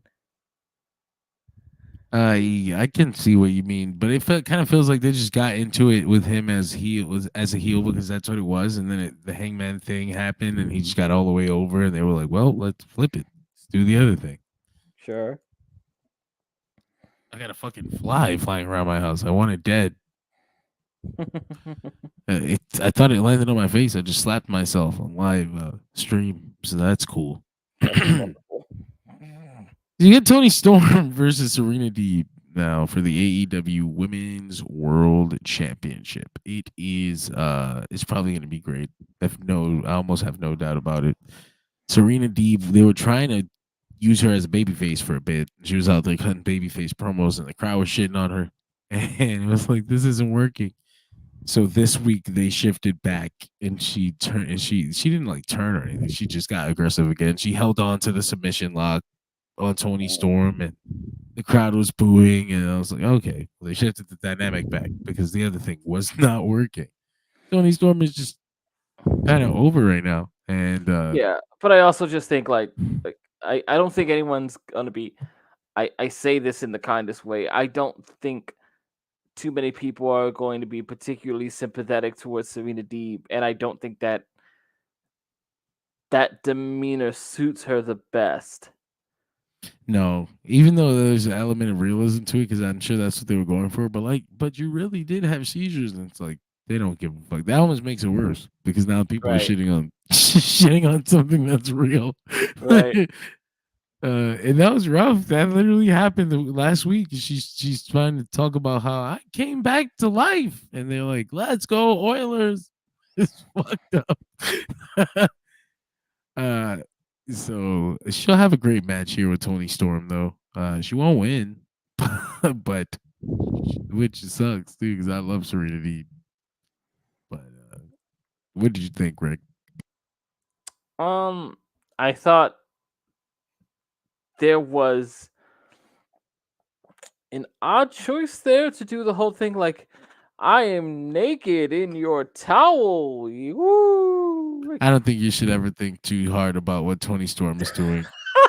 That's the whole thing. She's literally just doing it.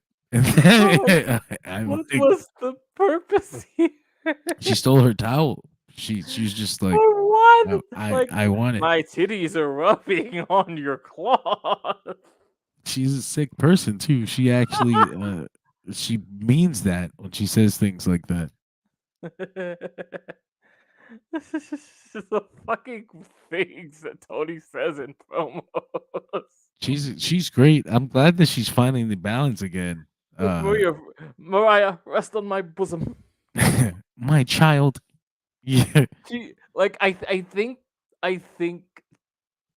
I feel like Tony has gotten to a point where she's just like, I'm comfortable doing this.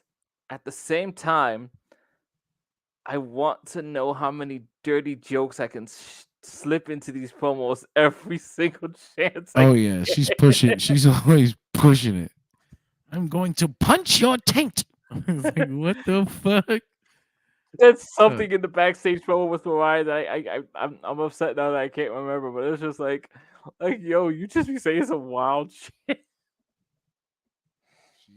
She's nuts. It's great though. I still think they're building either towards Jamie Hayter or Mariah May at Wembley, so I don't see Tony Storm losing yet. But again, I wouldn't be devastated. Plan A Brit and Plan B Brit. She's got to be ready. I don't know what her injury is like. I don't know what's going on with Britt Baker. They need to bring her back. Fuck, man. I miss Britt Baker, man. BMD. The doctor will see me now. I missed it. I never had a problem with Britt. I never said we had a problem with Britt. I was just like, I don't miss the work. I could see why one would miss the character. I never had an issue with the work either. I never had who she was with. Of course, if she was in there with fucking Sky Blue or Anna Jay, then sure, But normally, when she was in there with the people that mattered, she held her own.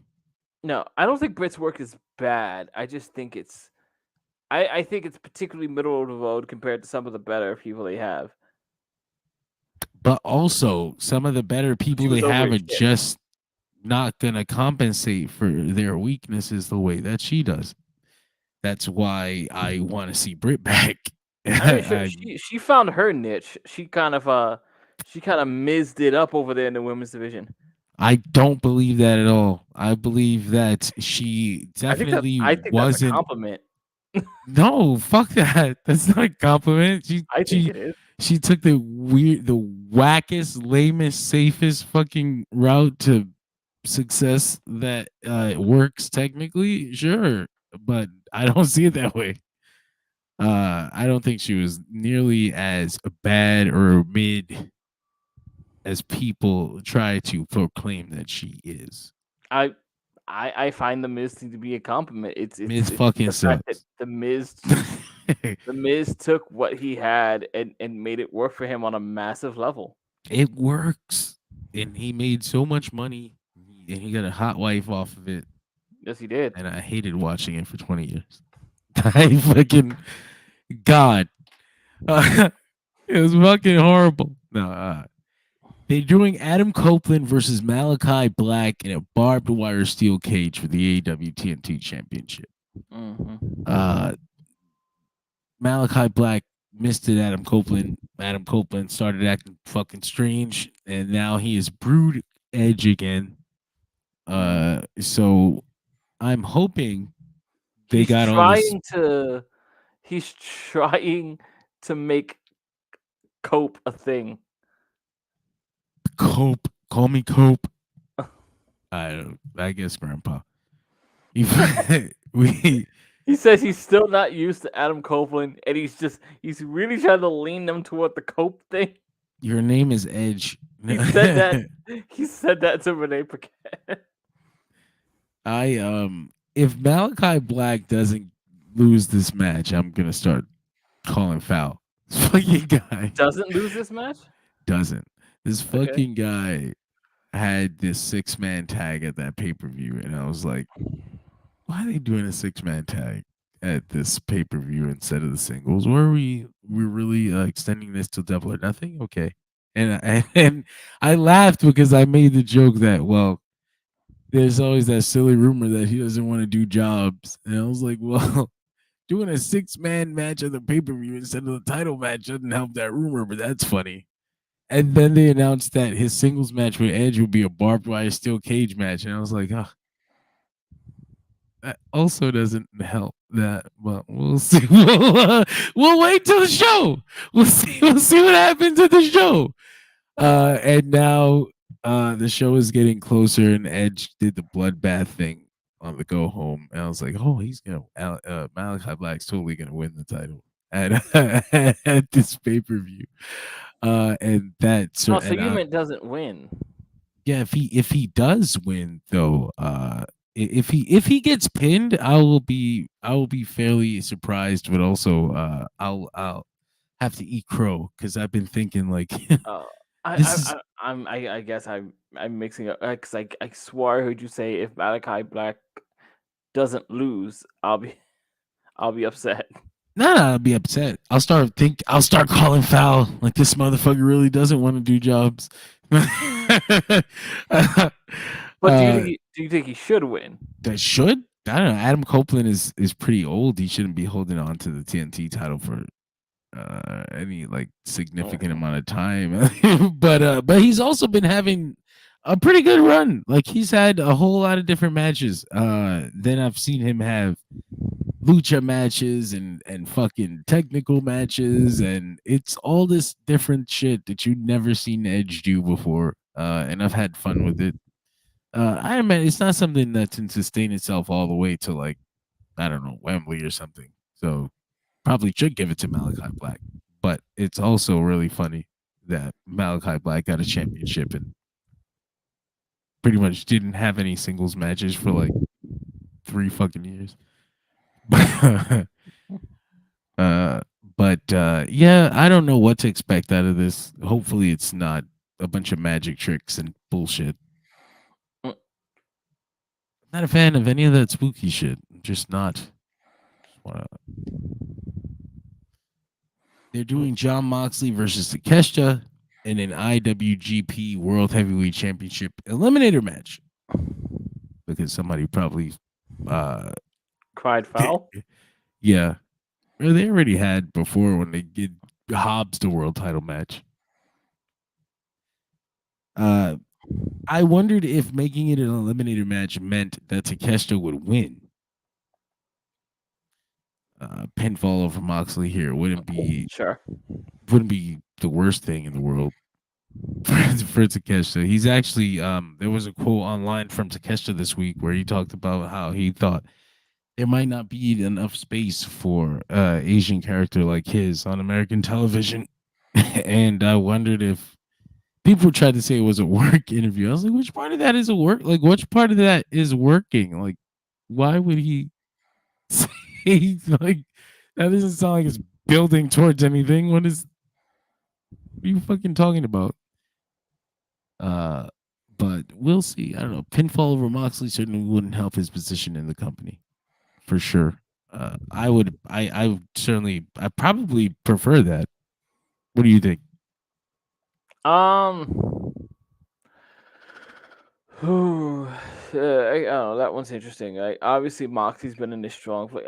Listen, at the end of the day, I don't think there's a sanction there for like having your IWGP Heavyweight Champion taking L's.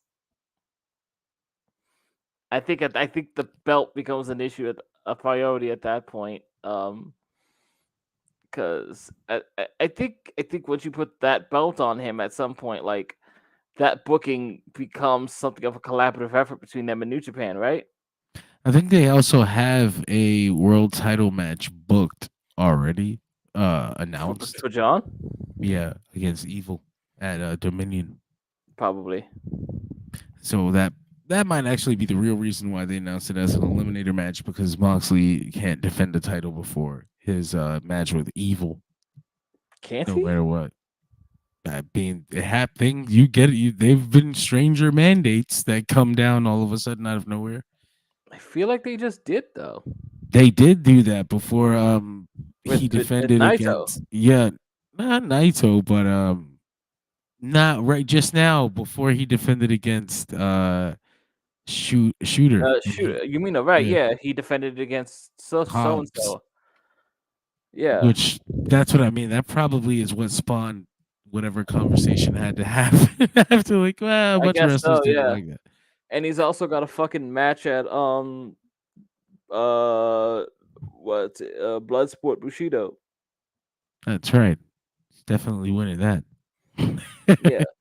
I think that's the thing you have to look at that point. Like, sure, would it be very cool and good for Takeshita for him to win? Yeah, but he's got that big piece of gold that probably says you probably shouldn't be losing. I remember to put fine enough a point on it. I remember this being something of a big deal to people when it was fucking Pac. I was just like, yo, Pac's on the right side of this, dog. Pac, he was very adamant that he should not be losing as champion. Yes. And he was right. Loyal right to do motherfucker. so. He's loyal as fuck. He was right to do so. He had a company's top belt, and he respected being the top guy of that company. It was just like that was the decision he made. And it was Dragon Gate of all companies. They're the ones who really helped put him on the map. Yeah. So he wasn't going to betray them like that. It's not like it's not like Pac was getting fucking signed off his like random Ring of Honor book. And they weren't even. I think he had like 3 of them, right? Yeah, 2 or 3 of them. He was mostly PWG guy. What the fuck? What does that even need? Well, how far I need Roman Reigns' WhatsApp number? The hell? Pretty far, boss. Pretty far. Very far. TM Billy. Anyway, the Trent Beretta versus Orange Cassidy in what Trent requested to be a straight up wrestling match. Like, that's interesting. Why? You just had one. Like, you just had a straight up wrestling match, Trent, and you lost, or you idiot. But I imagine this will further the Orange Cassidy Don Callis family story, whatever it is. Whatever it is. I don't know what it is. I imagine Orange Cassidy's just gonna put on a suit or whatever, and he's stop being Orange Cassidy. It's gonna be Oswald Cassidy. I don't know. I am interested. At least it's something different for I'm glad you are. for what they've done. Yeah, I mean, there's no reason not to be unless you just don't like Orange Cassidy, in which case that's on you. I can't do anything about that. I mean, no, I'm just glad you think the program is interesting. Oh no, I mean, I don't know what the program is yet. Like the Trent Beretta Orange Cassidy thing, I think it's way too late. I think the Trent turn should have happened years ago. Trent turn should have happened when he first fucking came back from the neck injury, and he was jealous that Yuta was on the team instead of him. They should have turned him then and used him as a serious character because he has the capability of being one. But it's been years now, and I don't fucking care. But then Yuta got moved. They could have done that and moved him right after. Sure. But I don't care anymore about heel Trent. I care more about what they're gonna do with Orange Cassidy. But Johnny got a haircut. Fuck you, Trent. I want to see what Don Callis is doing with Orange Cassidy. That's it. That's why I'm here. But he got a haircut. Is Orange Cassidy a heel now or what? No, it's like John Cena on the Nexus. No, it's different. John Cena was forced. Orange Cassidy is interested. We'll see though. I will this week. Orange Cassidy teamed with Will Ospreay, and Don Callis watched the whole thing, and they got jumped after the match, and Don Callis just walked right by Will Ospreay. Ospreay's getting clocked with the title, and Callis walked right by. He's Orange Cassidy. Please stop beating on him, Trent. Completely ignored Ospreay. So I think they're leading to, I don't know, it kind of feels like they're headed towards heel Orange Cassidy versus babyface Will Ospreay at some point Okay. in the near future. And I really like the first match that they had at Forbidden Door, and this would be one with, I guess, a reverse dynamic, so it would be guaranteed to be different. So I'd be interested in that, but how we get there is the big thing. Three-way match for three-way match for the world title. Yep. Not for the world title, but for the world title. For the world title. Chris Jericho, the learning tree, with his big red, big bill, versus Hook versus Katsuyori Shibata. This match is just prime for absolute treachery and it's gonna be a mess. I don't know what's gonna happen here. It's gonna be crazy. It is still for FTW Championship, so I imagine there's still gonna be FTW Championship rules.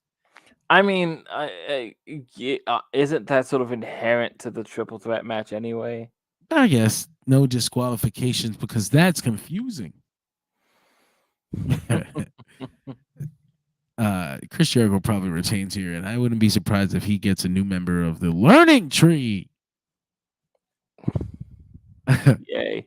Bullet Club Gold, Jay White, and the Guns against Death Triangle. God, I miss them. Also, what the fuck is Phoenix on? Holy shit. He's massive. What happened?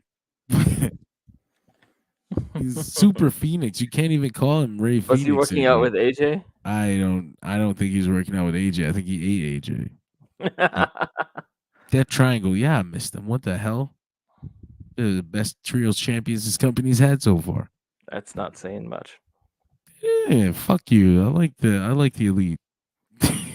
The only not saying much. The trios championship is not exactly done. It's only gangbuster stuff. So it's the only two reigns I can think of. Exactly. Not even the double reign is happening right now. You couldn't even think of that. There's nothing happening. They're just having because nothing's ever happened with the trios titles. They're just carrying the belts. The Acclaimed killed them. And they killed the Acclaimed. Don't blame them. That's messed up. They book their own stuff, don't you know? Yeah. It's all them, baby. I don't know that Death Triangle's gonna win here. I think I wouldn't be mad if they put it back on Death Triangle and like we just reset it. We just start over. You'd never be mad about that.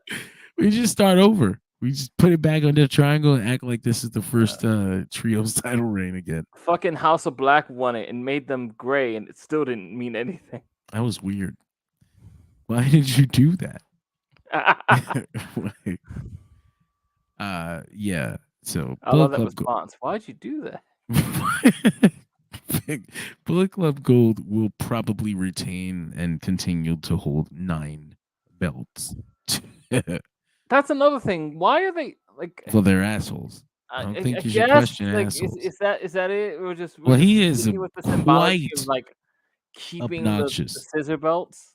They are, well, there's that because they're assholes against the Acclaimed, but they're also very, very obnoxious. The Guns are very, very obnoxious. They will absolutely wear all this shit because they have access to it.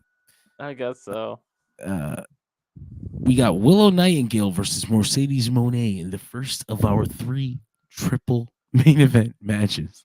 Is it weird that this is the match I'm probably most excited about on here? No, not at all. Especially since God, I love seeing Willow Nightingale. And she's so great. I'm happy to see Willow Nightingale shine. It's probably one of the better I feel like it's one of the better like built matches on here with the through line of like I okay, maybe this is a personal thing. I cannot help but love the unexpected rise of Willow Nightingale because let's be real, like it was an unfortunate event for Mercedes Moné that led to this path for Willow Nightingale to just like be the woman. I really think Willow could be their girl to like the one. She could be the fucking top babyface they have. I hope they don't fuck that up. I think this is a scary word for people. She is, she's got that John Cena-esque quality.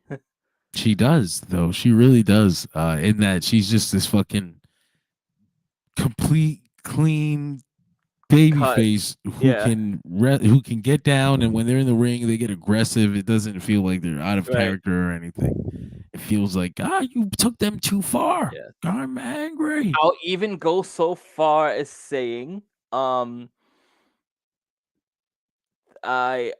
think there is a market for having a more positive-minded female black babyface character. Yes, fuck yes. Absolutely. Most of them are like listen, I do love me a vicious black woman in the ring, but like you don't get too many of these.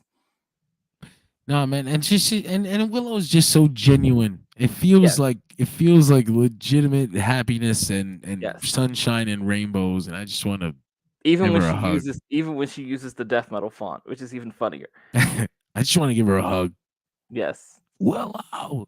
I appreciate the hell out of this storyline of, again, it's not even an intentional storyline, but it's a very real storyline of her falling into this place and just like it propelling her career pretty much unintentionally. She was just in Japan. I don't want to hear anything. I don't know the results yet. She was just in Japan, defending that belt.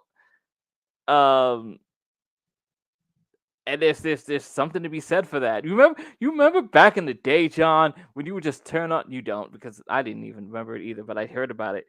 You turn on the fucking show and they'd just be like, fucking Ric Flair defended the belt in Japan the other day and beat their top guy, Jumbo Saruta. Jumbo Saruta. Which probably didn't actually happen. He lost it to Jumbo Saruta and then won it back the same weekend. But we won't discuss that. Ric Flair went to Puerto Rico the other weekend and beat. Yeah, that happened. He certainly didn't run. He didn't run for his life at all. That he actually left quite calmly after he retained his world championship. In fact, the Puerto Ricans carried him out of there. They threw him a parade. Praises. They gave him the key to the city. Actually, I think Willow's done some of her best babyface promo work here too, especially last week. Man, that segment last week was great for Willow Nightingale. I walked out. You didn't. God, I loved it. I don't expect her to win here. Sadly, no. It's the right move. Mercedes should win, and it should be a long match. Not fuck. Not too long, but situations where, to me, right? I think the situation should be case by case. The situation I'm speaking of is when the popular outsider comes into your company. I've spoken many times very strongly about the fact that I think Angle should have lost that first match with Joe to say like, oh wow, these TNA guys are serious. I need to fucking nut up, and put in the work against these guys. Obviously, there is an easy correlation to say, like, the big WWE guy that main events at WrestleMania, yeah, he can beat Samoa Joe, but, like, that's the fucking point. I think in this case, I think Willow losing is paving a road to a bigger win down the line. Yep. Yeah, that's how I feel about it. So I think the loss now is fine if we get her back in that spot later. She beats Mercedes, and it's like, yeah, Willow's on that level, and like it would be the rubber match at that point, right? They're even.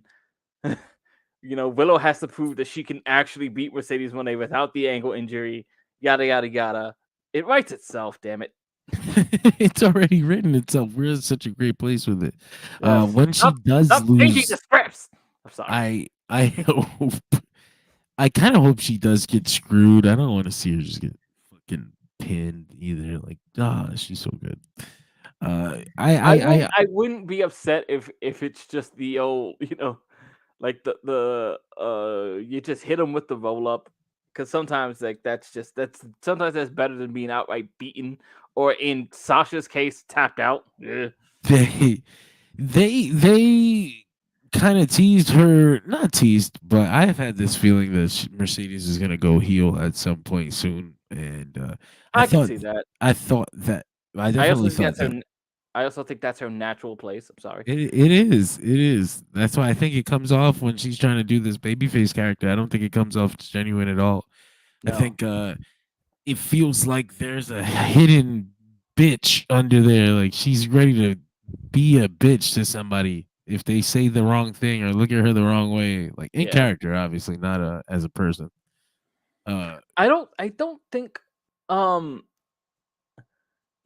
don't think Mercedes has ever been very good at coming off as a sympathetic kind of like babyface, or as the most likable person in the room. I think she gets very popular for the attitude she gives off sometimes, but I think that attitude is inherently like she said, I don't fucking like you. I don't like any of you. I understand. I don't like me either. Also, I've said this for a long time. I always thought Sasha was the weakest on the mic of the 4 women. On the mic? Yeah. I guess I can see that. I She's think the most wooden to me.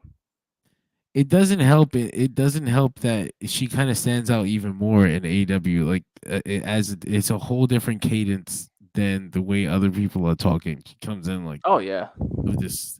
Oh, it's a WWE cadence, like the sound bites. Yeah, I'm speaking for sound bites. Yes. Yes. I have a cadence in clusters of words that are easily removable for video packaging. Stop talking like a real person. I need you to soundbite with me. We can't pluck these apart if you just keep making words. We're gonna, which to their point, to their credit, the WWE production staff is very good at using those sound bites. Well, they're great at everything. Those video people. Somebody get those Keebler elves some fucking help.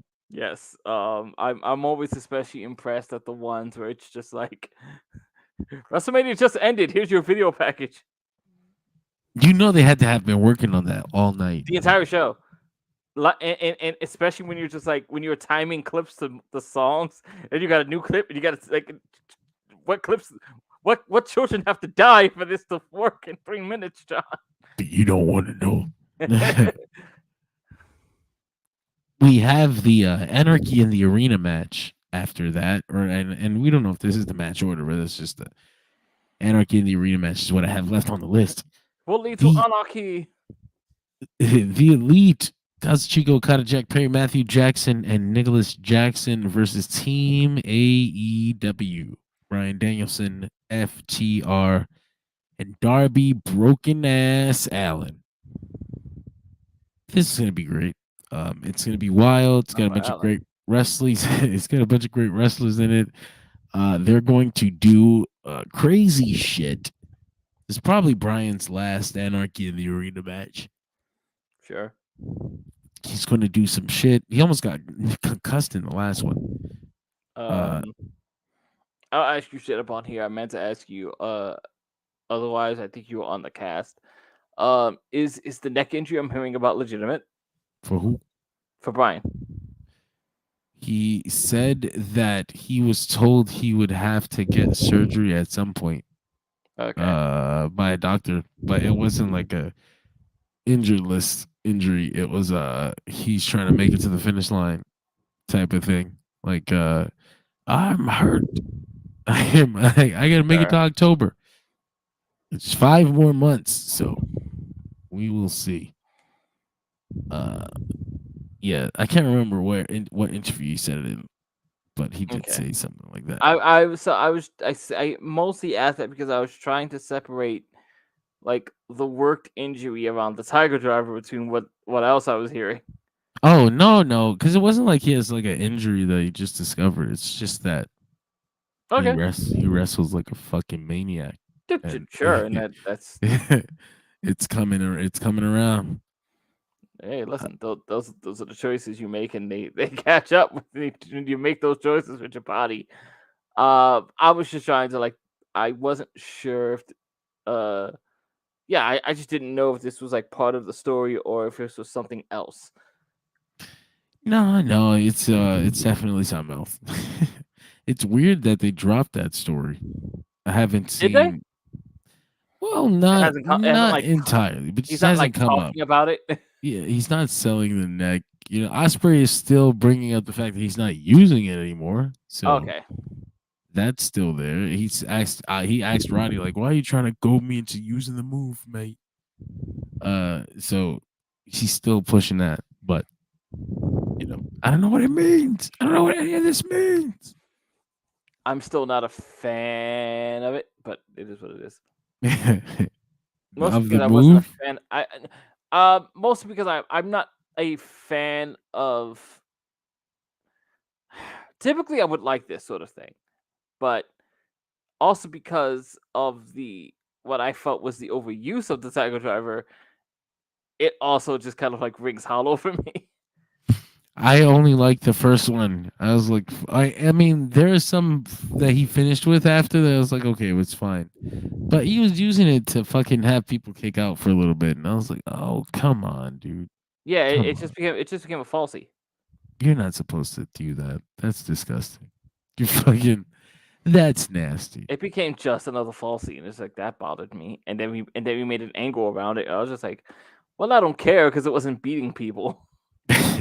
Well, I mean, that's what I mean. There was when he came to AEW, he used it to he hit him to Takeshita and then he pinned him after. All right, fine. He used it on Bryan, and then Bryan sold it like his neck was broken. I remember it So was a shoulder injury. or maybe it was shoulder. I'm not sure which one it was, but I know he I sold remember it him like he selling died. his arm. He was fucking shaking and shit. Yeah. He's like catching seizures. He's always with the damn seizure cell. He's a sick man.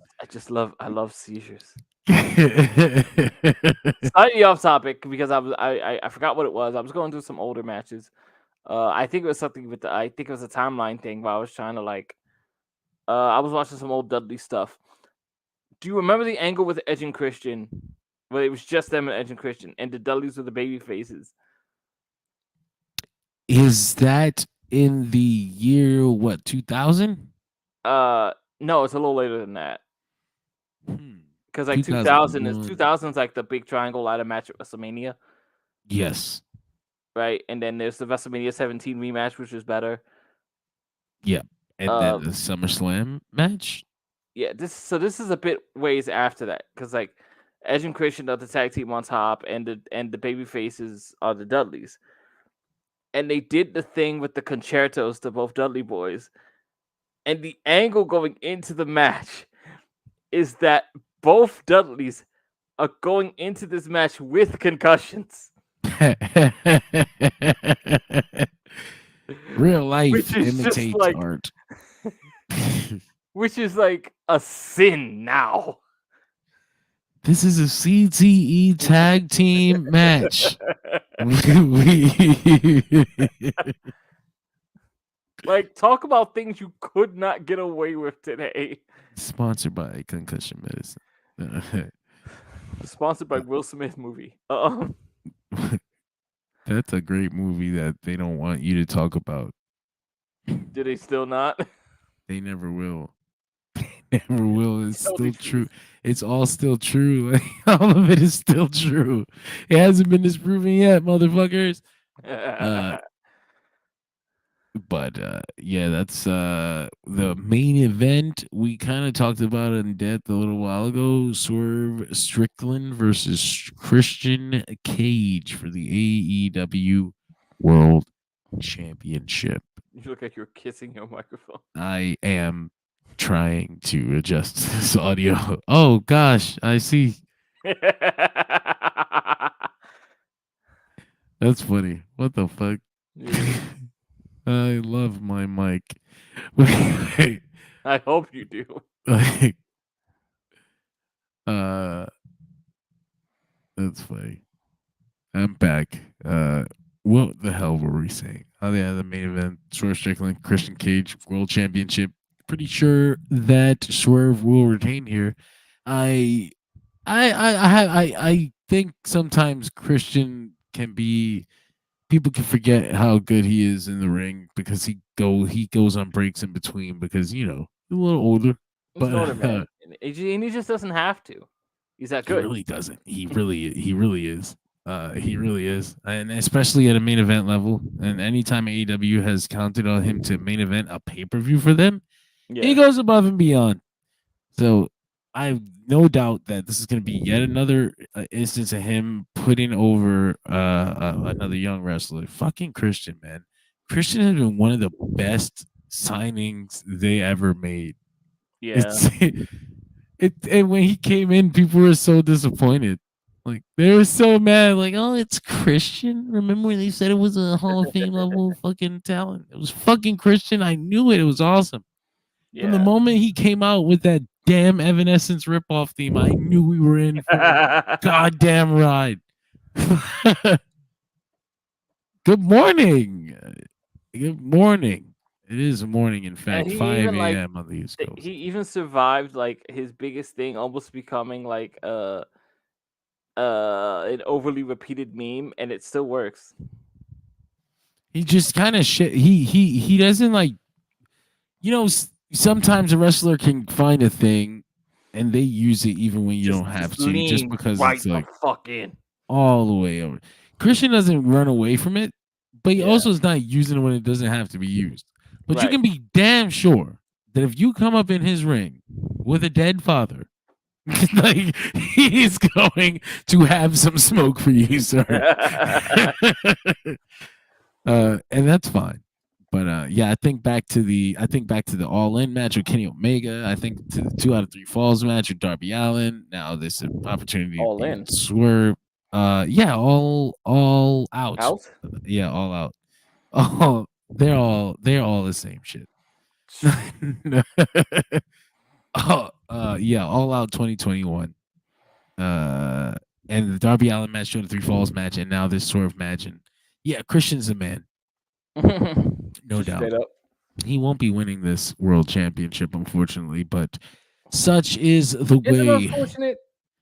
He's an old man. I mean, it's not. I don't want Swerve to lose. I just wish there was some way. I wish this made sense in some way, just once. Same with Bryan. Just wish Bryan would hold the title. Just retire with it. Nobody. I won't ask no questions. Take it with you. I know a lot of people who are just like really upset about the fact that Bryan won't do it. I'm one of them. That's infuriating. Just hold it. Just touch it. Just come on. Just hold it up. Just give me the picture. Yeah, it ain't happening. Unfortunately, his time is up. He's going home. He'll probably get that fucking surgery. Yeah. But yeah, that's AEW Double or Nothing, and that's pretty much what we have to talk about. I had one more topic, but I really have to go to bed. I have to get to work in the morning. I guess it is morning for most of you on the East Coast, but it's 2 a.m. here. I can still get 5 hours of sleep. fucking thank you all for joining us in the middle of the night as you do. You guys are sick, man. How could you? We're all talking wrestling in the middle of the night. You guys are nuts. We be sure to find us. Dirt Sheet Radio will be live every single day this week.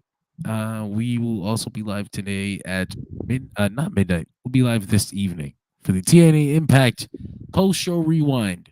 Tomorrow night, Nick and I will be on the SmackDown post show rewind. Saturday, we'll have the King and Queen of the Ring rewind, and Sunday we got 3NT Wrestling in the afternoon and the AEW Double or Nothing post show rewind.